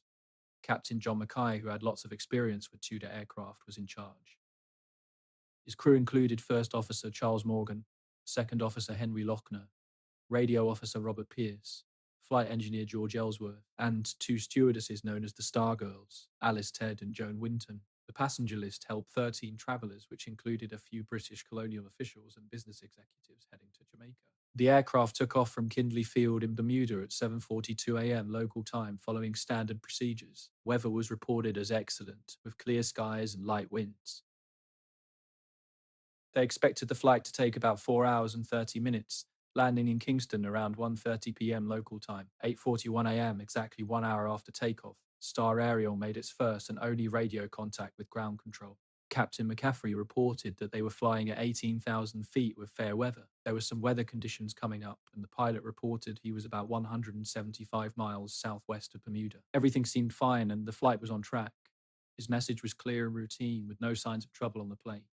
That was the last anyone would hear from Star Aerial. When the plane didn't check in at 10:30 a.m. as scheduled, controllers thought it might just be radio issues, which happened often with Tudor planes. But as hours went by with no word, worry started to set in. By 2:30 p.m., an hour late arriving in Kingston, a full search and rescue operation began. Airplanes from the Royal Air Force, Royal Navy, and US Coast Guard joined forces. Ships from various countries searched the Caribbean Sea along the flight path. They scoured thousands of square miles of water, from around Bermuda to the shores of Jamaica. Query keeping coming. Days, they found no sign of Star Aerial. This disappearance raised serious concerns about the Tudor aircraft design, issues that had been building since the aircraft was introduced. The Tudor was based on the Avro Lincoln bomber, which itself came from the famous Lancaster. While this gave it a strong structure, converting it for passenger service brought many complications. One big problem was the pressurization system. The aircraft had to fly high, where cabin pressurization was crucial for comfort and safety. But this system was often unreliable, leading pilots to drop down to lower altitudes so passengers could breathe without extra oxygen. These pressurization issues weren't just annoying, they stressed the aircraft's body as it went through cycles of pressurization and depressurization. This continuous change put a lot of strain on the aluminum skin, which could cause metal fatigue and risk structural failure. Several Tudor planes faced serious emergencies linked to pressurization, including blown out windows and failing cabin doors. The aircraft depended a lot on electrical power for navigation, communication, and flight gauges. But the electrical system had a tendency to fail, especially in the humid air over tropical waters. When those electrical issues hit, multiple systems could go down at once. This left pilots struggling to find their way or talk to control on the ground. The fuel system of the Tudor also had its quirks. It had a tricky fuel transfer setup that shifted fuel among several tanks to keep the weight just right while flying. Monitoring this system was crucial, and if it wasn't maintained properly, it could fail. When the fuel system went haywire, it could cause engine failures or, in serious cases, fires or explosions. Maintenance records from BSAA painted a worrisome picture. Their logs showed a pattern of recurring issues with TODR aircraft. They frequently had to fix pressurization systems, electrical parts, and fuel components. As a result, many Tudor flights saw delays or cancellations due to these tech troubles. Some planes even had in-flight emergencies that forced them to land unexpectedly.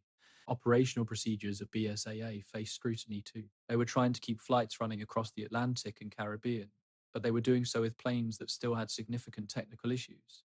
The pressure to stay on schedule might have pushed them into cutting corners on maintenance or pressuring pilots to carry on with flights even when something was wrong. Weather conditions also played a part. In January 1949, the Caribbean Sea was hit by severe weather, with tropical storms and strong winds affecting a wide area. Although the weather seemed fine at takeoff, things could have turned bad quickly along the flight path. The investigation into Star Aerial's disappearance was tough due to a complete lack of physical evidence. Unlike other crashes where wreckage gives hints about what went wrong, Star Aerial just disappeared. This made it hard to figure out if the aircraft had structural issues, caught fire, or faced some other disaster. Still, investigators came up with several possibilities that could explain the sudden vanishing. A sudden loss of pressure at high altitude could have knocked out the crew and passengers, leaving the plane flying on autopilot until it ran out of fuel. If the electrical system failed, it might have shut down the radio and navigation, leaving the crew lost and unable to find their way. A fuel system issue could have led to an engine failure or even a fire, possibly crashing into the ocean. The timing of Star Aerial's disappearance raised more questions. Plane vanished exactly 1 hour after takeoff, just as it was about to check in with its first route. Tiny radio call. This hints that whatever happened came out of nowhere, giving the crew no chance to send a distress signal or follow emergency protocols. Comparing it with the Star Tiger incident shows some striking similarities. Both planes disappeared around 1 hour after their last radio updates. They were flying over the ocean at high altitude when they vanished, and both experienced clear weather at the last check-in. There were just too many similarities to ignore, pointing towards a potential common issue. The design history of the Tudor aircraft, rooted in military bombers, created further challenges in civilian use. Military planes are made for highly trained crews with lots of maintenance support. Transitioning to civilian use needed different procedures and training, but many of these were still being fine-tuned when the Tudor began flying passengers. Pilot training on Tudor aircraft faced issues too. Planes' complex systems required thorough training for safe operation, but BSAA had to rush to get pilots ready to meet demands. Some pilots might not have had a full grasp of all the aircraft systems and emergency steps. The disappearance of Star Aerial was a game changer for British South American Airways. Losing 2 costly planes and their crew in just over a year was both a financial and operational nightmare. Insurance costs shot up, and public trust in the Tudor aircraft took a dive. Aviation authorities started questioning whether the Tudor should still operate commercially. With technical troubles, operational hurdles, and mysterious vanishings, it was clear the aircraft wasn't ready for reliable passenger service. Several airlines that had placed orders for Tudor planes decided to cancel or push back their deliveries. Probes into Star Aerial and Star Tiger sparked major overhauls in aviation safety protocols. New rules emerged for CERT, buying aircraft, maintaining them, and training pilots. These incidents showed us how crucial it is to understand high-altitude flight and the need for backup safety systems. Experts looking into the Star Real case believe a mix of factors might have led to its disappearance. Issues with the plane's pressurization, flaws in its electrical system, and complicated fuel mechanisms all posed risks that could have ended badly. When you combine these technical problems with the stress of operations and poor maintenance, it created a risky scenario. Now let's shift to another story, the Vagina UFO incident in 1996. It was just another Saturday afternoon on January 20th, 1996, in Varina, Brazil.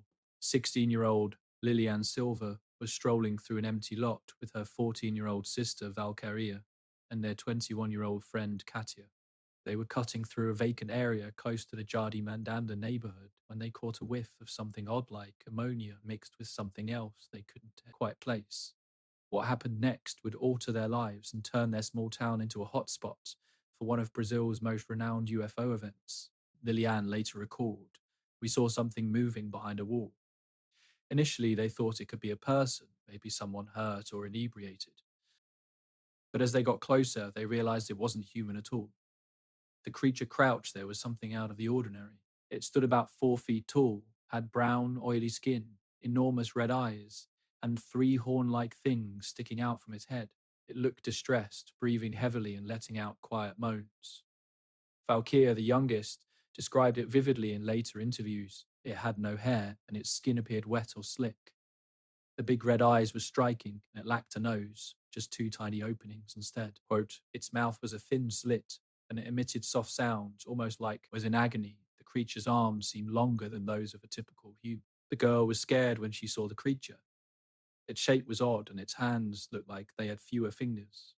They rushed home, and later, Katie Xavier remembered that the creature seemed sad and in pain. When they got back to the Silver home, they were shaken up and told their mum, Louisa. At first, she thought they might be joking or mistook it for a homeless person, but the fear in their eyes and how they described what happened made her believe something strange had occurred. Quote, "Not long after, other people in Varbina started reporting weird sightings. The fire department got several calls about a crashed object in a park downtown. Witnesses said that military vehicles and personnel showed up and closed off the area. Residents claimed they saw soldiers loading what looked like wreckage onto military trucks. Marco Ellis Jerez, a 23-year-old military police officer, was called in to check out the unusual activity. He was fit and healthy, with no serious medical history. On the night of January 20th, he was on duty when he was asked to help with what his bosses called a routine security matter involving the military 3 weeks after the incident. On February 15th, 1996, Sherry was taken to Humanitas Hospital in Vagania. He had severe symptoms that baffled the doctors. He was running a high fever, had awful headaches, and seemed to have multiple infections. His health quickly worsened, and despite the medical team's best efforts, he passed away on February 16th, less than a month after the alleged UFO sighting. Dr. Koff, Cesario Lincoln Furtado, who treated him, was baffled. He later said, This young man came in with symptoms I'd never seen. His immune system seemed shot, like he'd been exposed to something toxic. They ran every test possible, but no one could figure out what was wrong. Angie, the record showed unusual lesions on his skin and signs of severe infection. His family said that in the days before he was hospitals, he mentioned feeling unwell.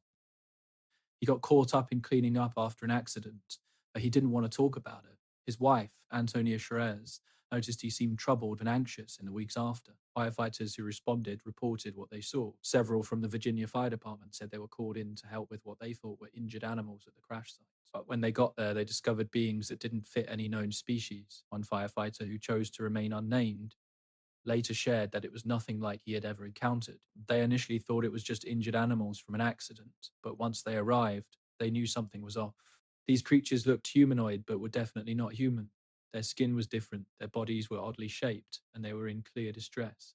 The military was heavily involved in what happened in Verena, and local folks were all too aware. Many witnesses saw military trucks and ambulances rolling through town day and night on January 20th. The area around the crash site was blocked off for several days, with only authorized people allowed in. UFO researchers, Uber Franco Rodriguez and Victoria Pacchini, got to Verena soon after the news broke. They dug deep and found a network of witnesses who had seen different parts of the incident. Hospital staff, military members, and civilians shared what they saw regarding the creatures and the military response. Their findings revealed that at least two beings were taken from the crash site.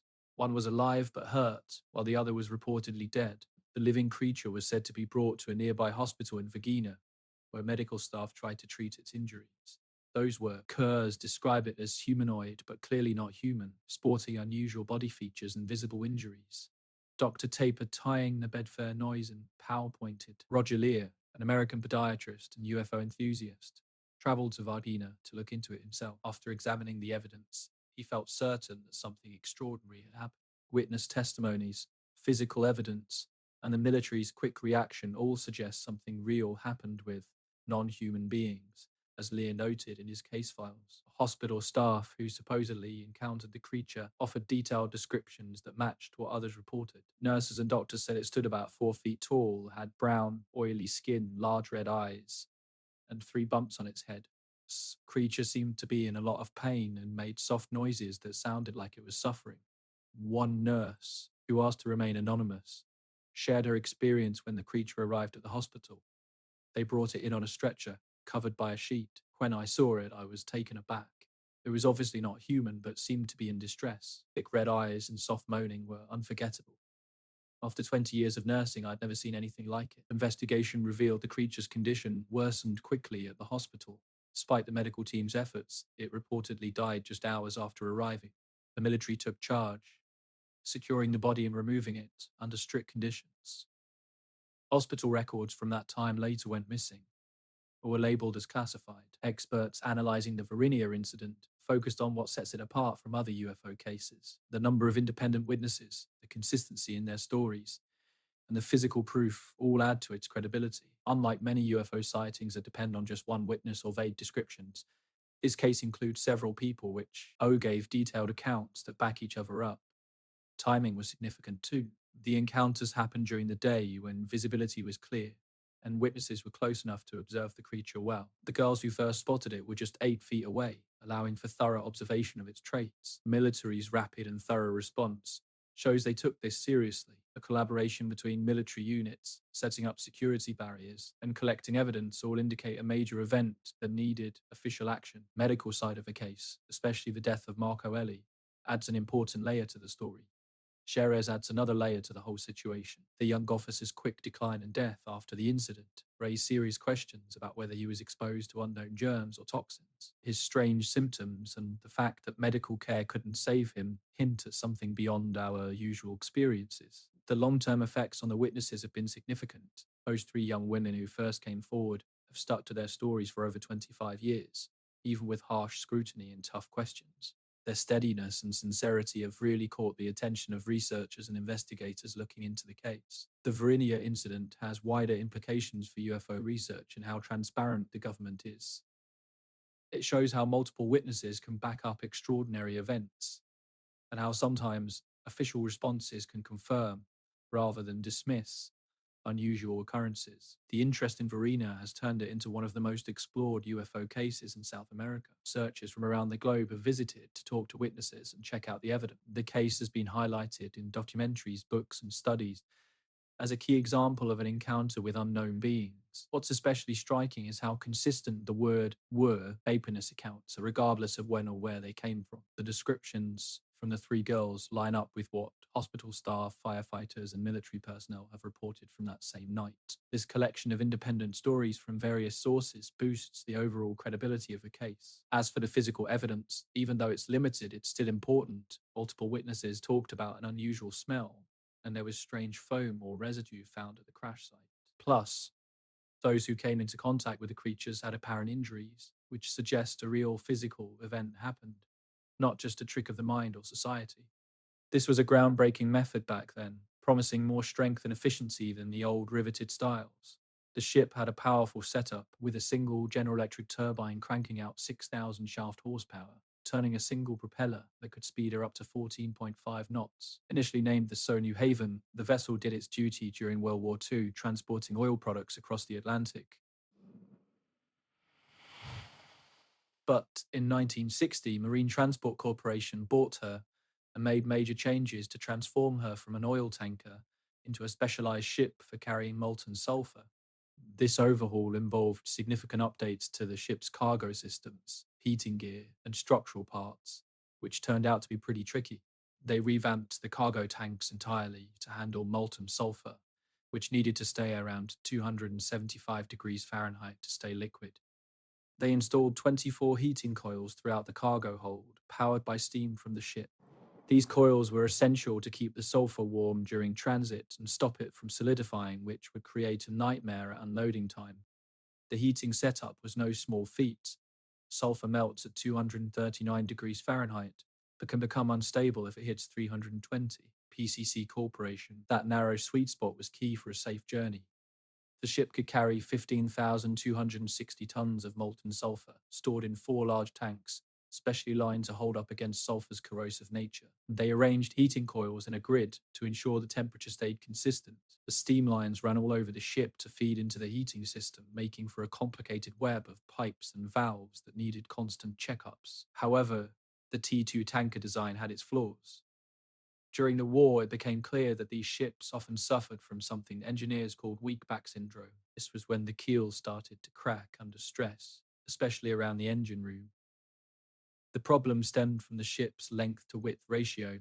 The loading and unloading processes put a lot of stress on the ship. The Marine Sulphur Queen was built with a solid, all-welded design. This sounds great, but it means stress builds up at certain spots instead of spreading out evenly. When the ship switched from carrying oil to sulfur, things got even trickier. The heating system added more weight and made the cargo hold more complicated. And molten sulfur is much heavier than water, about 1.8 times as heavy, in fact. This puts a lot of strain on the ship's hull and its inner structure. Plus, the high temperatures of the sulfur made the metal parts expand, adding further stress to the welds and joints. In the months before the final journey, the crew noticed several worrying issues. Heating coils often failed, leading to constant repairs. The electrical system that powered the heating controls had a history of breaking down due to the humid ocean air. Crew members even reported strange noises coming from the cargo hold, like creaking and groaning, suggesting something was off. On February 2nd, 1963, the Marine Sulphur Queen set sail from Beaumont, Texas, heading toward Norfolk, Virginia, loaded down, pen with 15,260 tons of molten sulfur. The weather looked promising, with light winds and calm seas expected on their route. Crew of 39 men included skilled officers who were used to dealing with the challenges of transporting molten sulfur. The ship's last radio message was sent at 1:25 a.m. on February 4th, 1963, when they were about 230 miles southeast of New Orleans. It was a routine check-in saying everything was fine on board. This would be the last anyone heard from the Marine Sulphur Queen. Looking back, with today's knowledge, transporting molten sulfur comes with serious dangers that weren't fully realized back in 1963. The sulfur itself can generate hydrogen sulfide gas, which is both toxic and flammable. This gas can build up in tanks and small spaces, increasing the risk of explosion. Plus, the heating system necessary to keep the sulfur molten adds fire risks, especially if anything goes wrong with the heating coils. Chemical nature of molten sulfur also makes designing the ship more challenging. Many metals can't handle hot sulfur, especially when it's heated up. That's why the heating coils and tank linings need to be made from special materials designed to resist the heat for a long time. If these protective systems break down, the ship's structure can corrode quickly. On February 4th, 1963, the Gulf of Mexico was hit by a strong cold front. Winds picked up, going from 15 knots to over 30 knots overnight, and waves reached heights of 8 to 10 feet. These rough conditions put a lot of strain on the ship's hull and its cargo systems. When you combine the heavy seas with the ship's existing weaknesses, it could spell disaster. Marine Sulphur Queen had a weak back, making it extra fragile in those tough weather conditions. Its long and narrow shape meant it could flex a lot in the waves, adding even more stress to the keel and hull. Plus, the heating system needed to keep the sulfur cargo warm added more risks. With steam lines and heating coils throughout the ship, there were many points that could fail. If the steam system broke, the heating would stop, which could solidify the cargo and create dangerous pressure in the tanks. When the ship went missing, a major search and rescue mission kicked off. Multiple Coast Guard boats and planes searched thousands of square miles in the Gulf, focusing on the last known spot and how the ship might drifted based on wind and current. Despite the effort, only a little bit of debris was found. What was recovered provided some insights into what happened. Life preservers, with the ship's name and parts of the superstructure, were among the few items that turned up. The state of the debris suggested that the ship had fallen apart instead of sinking whole. This supported the idea that structural failure caused the loss. Coast Guard investigators took a close look at the debris for signs of explosion or fire.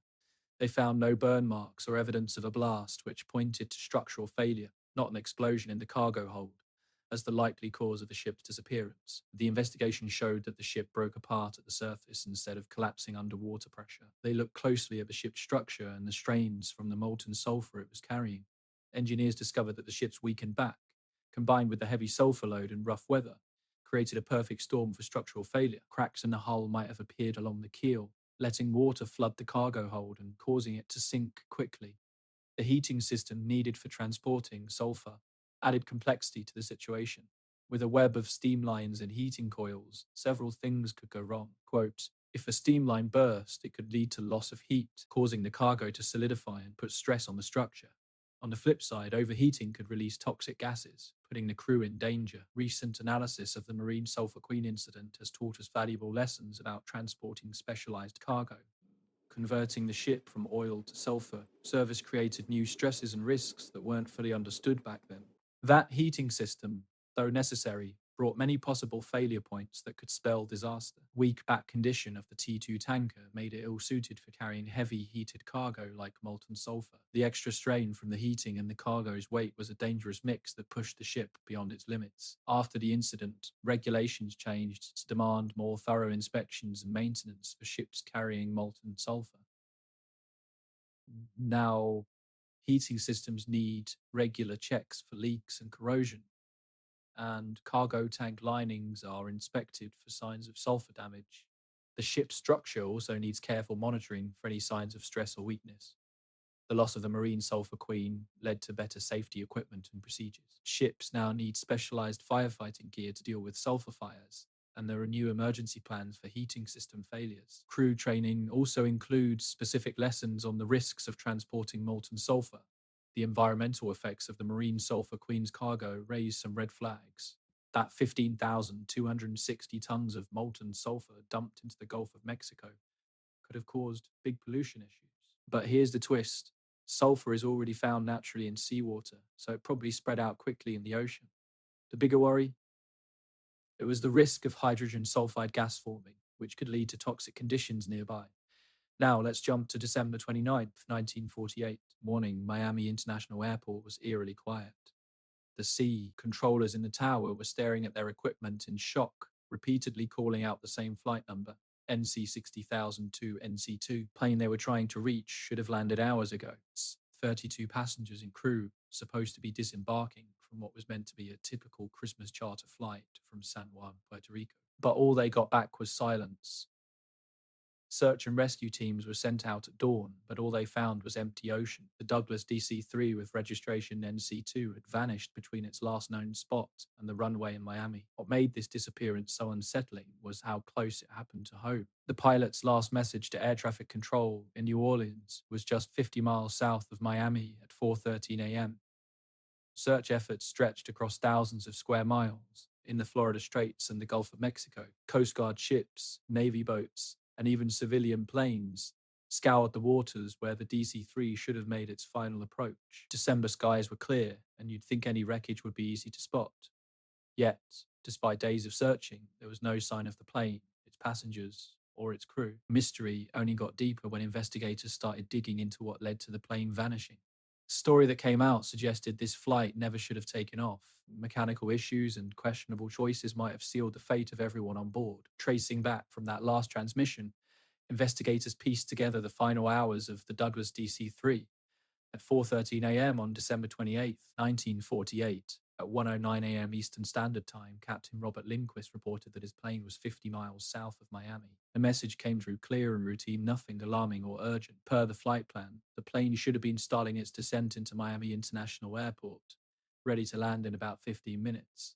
But then, 50 feet, NGS took a turn. The aircraft didn't connect with Miami Tower, didn't ask for landing instructions, and vanished from radar.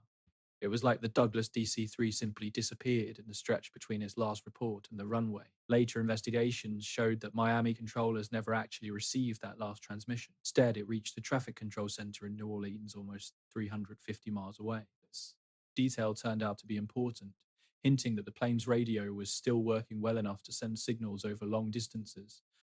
So it was less likely that equipment failure caused the unsettling silence that followed.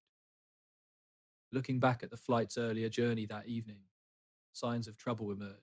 The DC-3 had taken off from San Juan at 11:03 p.m. on December 27th, over an hour late. The delay was chalked up to mechanical issues, but the specifics would later shed light on what went wrong. Airport staff in San Juan revealed that before departure, Captain Lindquist had raised concerns with the maintenance crew about the plane's electrical system. The landing gear warning light wasn't working, and more importantly, the batteries were almost dead.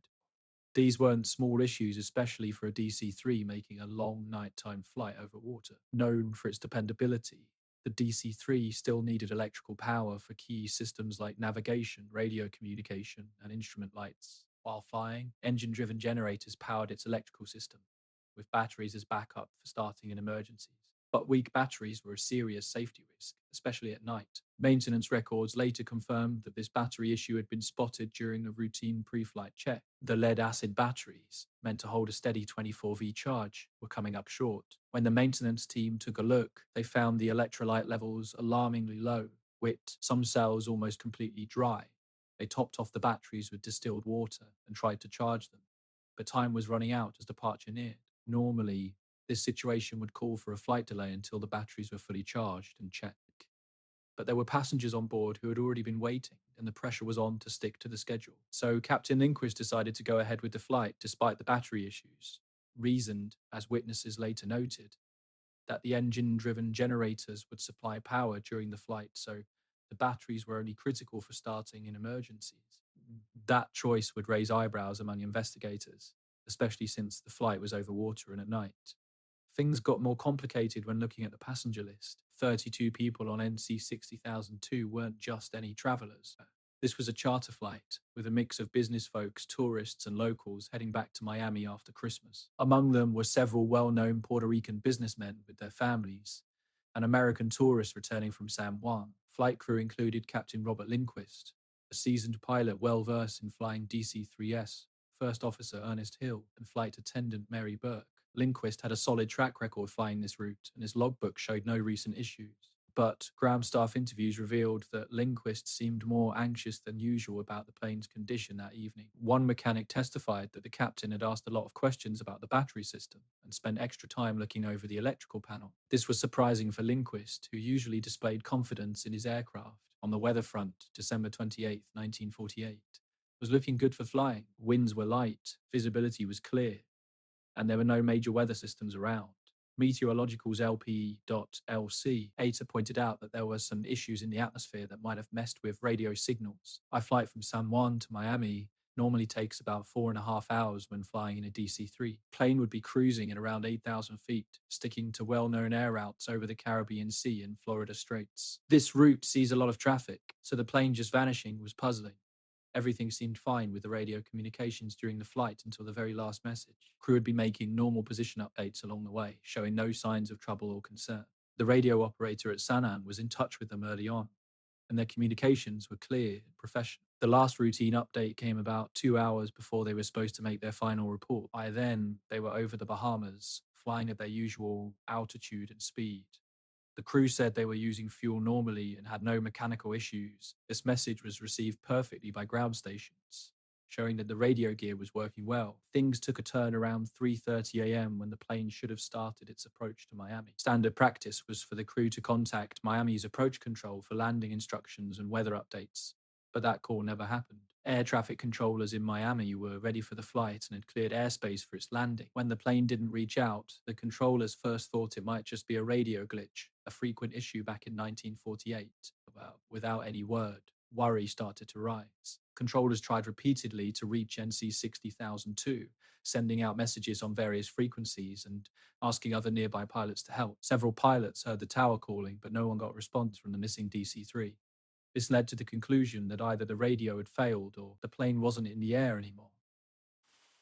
By 5:30 a.m., when the aircraft was over an hour late, they decided it was time to start search and rescue efforts. The Coast Guard was alerted and military planes were sent out to look for the plane along its expected flight path. They first looked for the plane in the waters between the Bahamas and Miami, since that's where it should have been approaching. As search teams combed the area, the ocean was calm and clear. Visibility was great, and any floating debris should have been easy to see. The fact that there was no wreckage was really puzzling because DC-3s usually leave a lot of debris when they go down in the water. Investigators also found conflicting info about the plane's fuel situation. Flight plans showed the DC-3 took off from Sanan with enough fuel to get to Miami and even some spare. But with the electrical problems and battery issues, there were questions about whether the crew had to use more fuel to keep everything running. Some thought the crew might have cranked the engines harder to produce more power for the generator, leading to a bigger fuel burn. This could have meant they ran low on fuel just as they were getting close to Miami. Things got even stranger with reports from other pilots flying nearby. Some said they saw odd lights or flashes in the sky around the time the plane disappeared, but nobody could give exact details. They looked into it, but nothing was confirmed. In the end, the wreckage was nowhere to be found.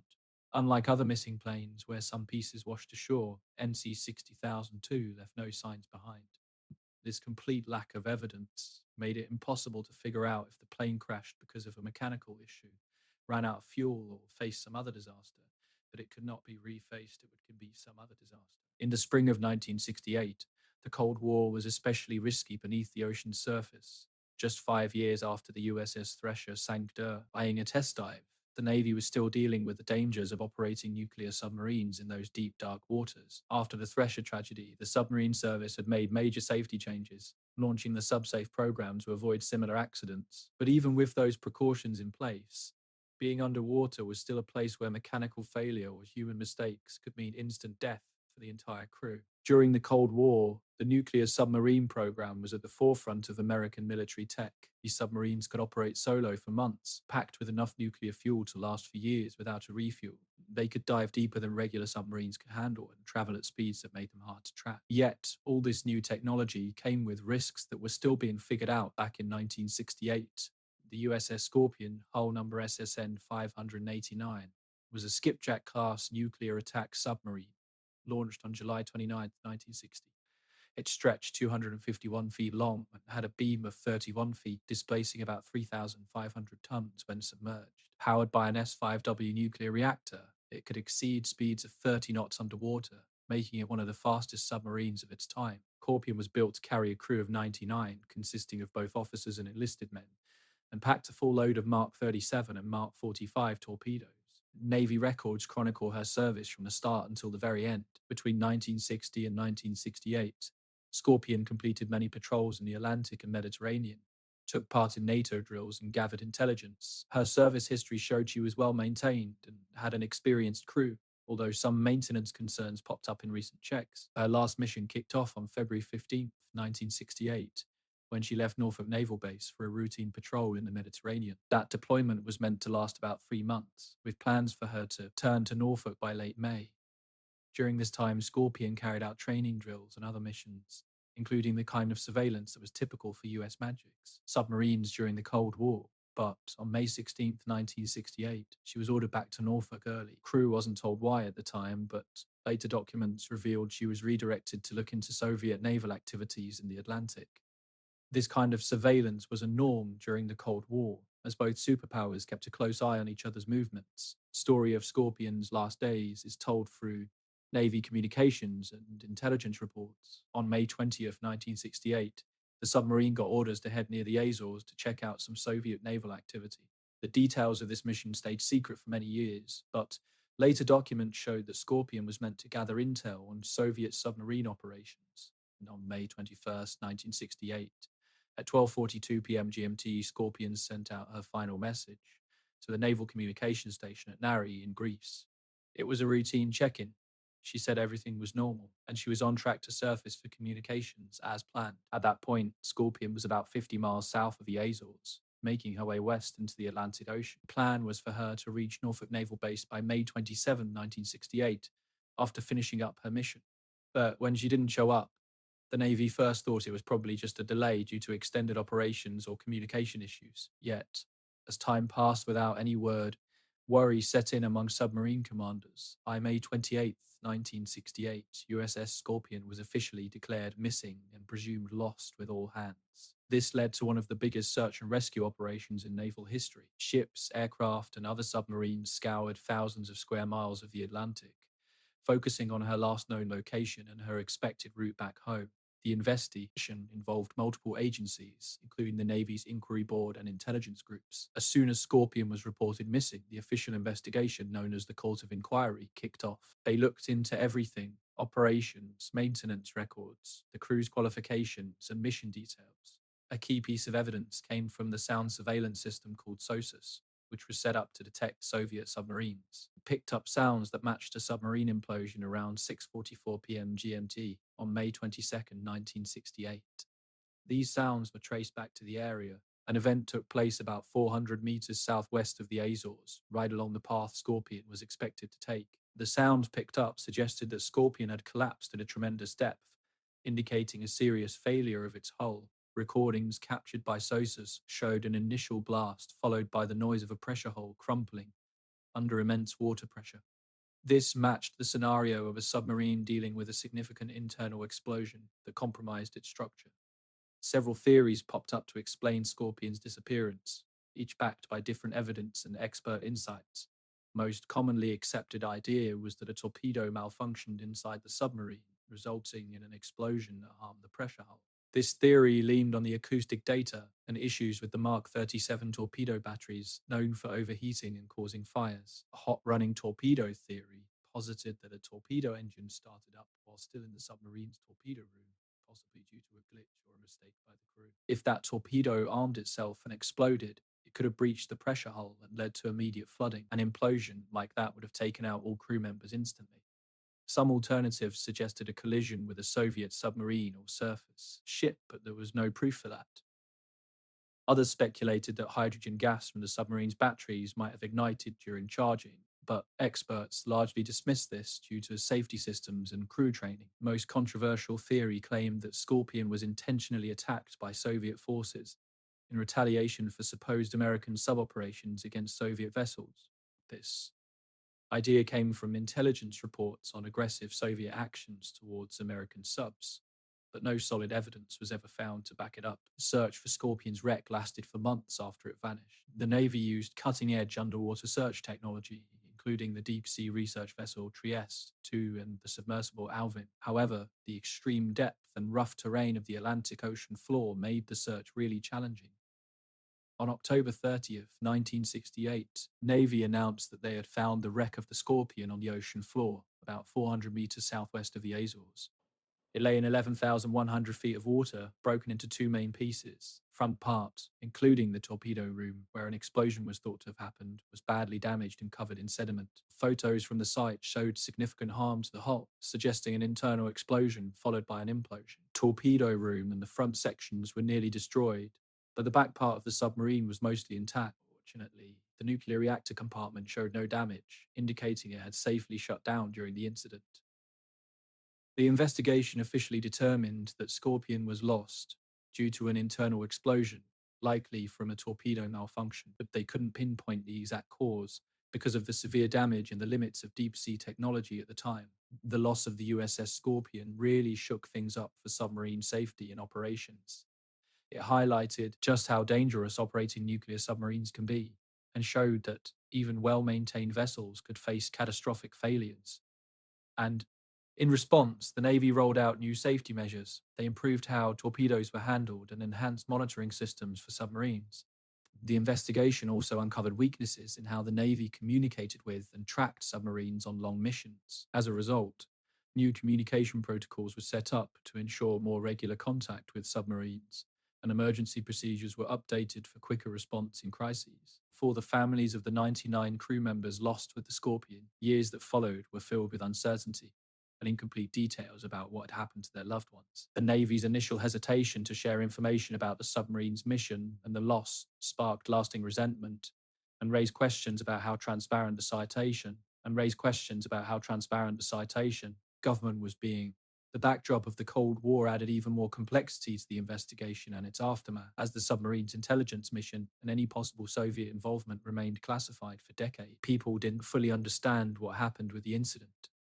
This lack of transparency sparked all sorts of conspiracy theories about why the submarine was lost. When a Scorpion incident changed submarine design and safety for many years, there were upgrades in torpedo safety, hull building methods, and emergency protocols across the fleet. This tragedy also led to improvements in deep sea search and rescue tech. Now let's talk about the SS Warrar in 1909. On December 15th, 1909, they officially removed its brass nameplate from the list at Lloyd's of London. The ship had been missing for 4 months, marking one of history's biggest maritime disappearances. When the clerks made their final note in the ledger, it sealed the fate of 211 people who vanished without leaving behind a lifeboat, a bag, or even a deck chair. The search for the missing liner was huge and intense. Ships from different countries covered a vast area of the South Atlantic, following every lead and looking into every reported sighting. Even aviation pioneers took to the skies in their early planes, hoping to spot the ship from above. Still, the ocean only gave false hopes and growing despair for the families of those on board the Warrar. The last confirmed report of the ship's location was on July 27th, 1909, when the cargo ship Clan MacIntyre communicated with the Warrar about 150 miles northeast of East London, South Africa. Clan MacIntyre's captain said the passenger liner seemed to be struggling in rough seas, moving slowly with an unusual rolling motion. This brief sighting would be the last proof of life for the ship, which the newspapers had started calling Australia's Titanic. Investigators pieced together the Warrar's final journey from that last sighting. The ship left Durban at 8:15 p.m. on July 26, 1909, heading to Cape Town with a full group of passengers and crew. Passenger list showed 193 paying folks on board. Passengers ranged from wealthy Australian businessmen heading back to Europe to working-class families looking for better opportunities in South Africa. Among them was Captain Josiah Ilbery, a seasoned mariner with a flawless record. Leaving Durban was routine, with no signs of the disaster waiting to happen. Port officials had given the green light after the usual safety checks, and the weather forecast looked promising for the trip to Cape Town. They expected the journey to take about 42 hours, aiming for an arrival around 2 p.m. on July 29th, 1909. Yet, there was a notable absence on the passenger list, a sign of things to come. Claude S. Oyer, a skilled mining engineer who had travelled from England to Australia on the Waratah, decided to cancel his return trip just hours before departure. He had been having unsettling dreams during his earlier voyage.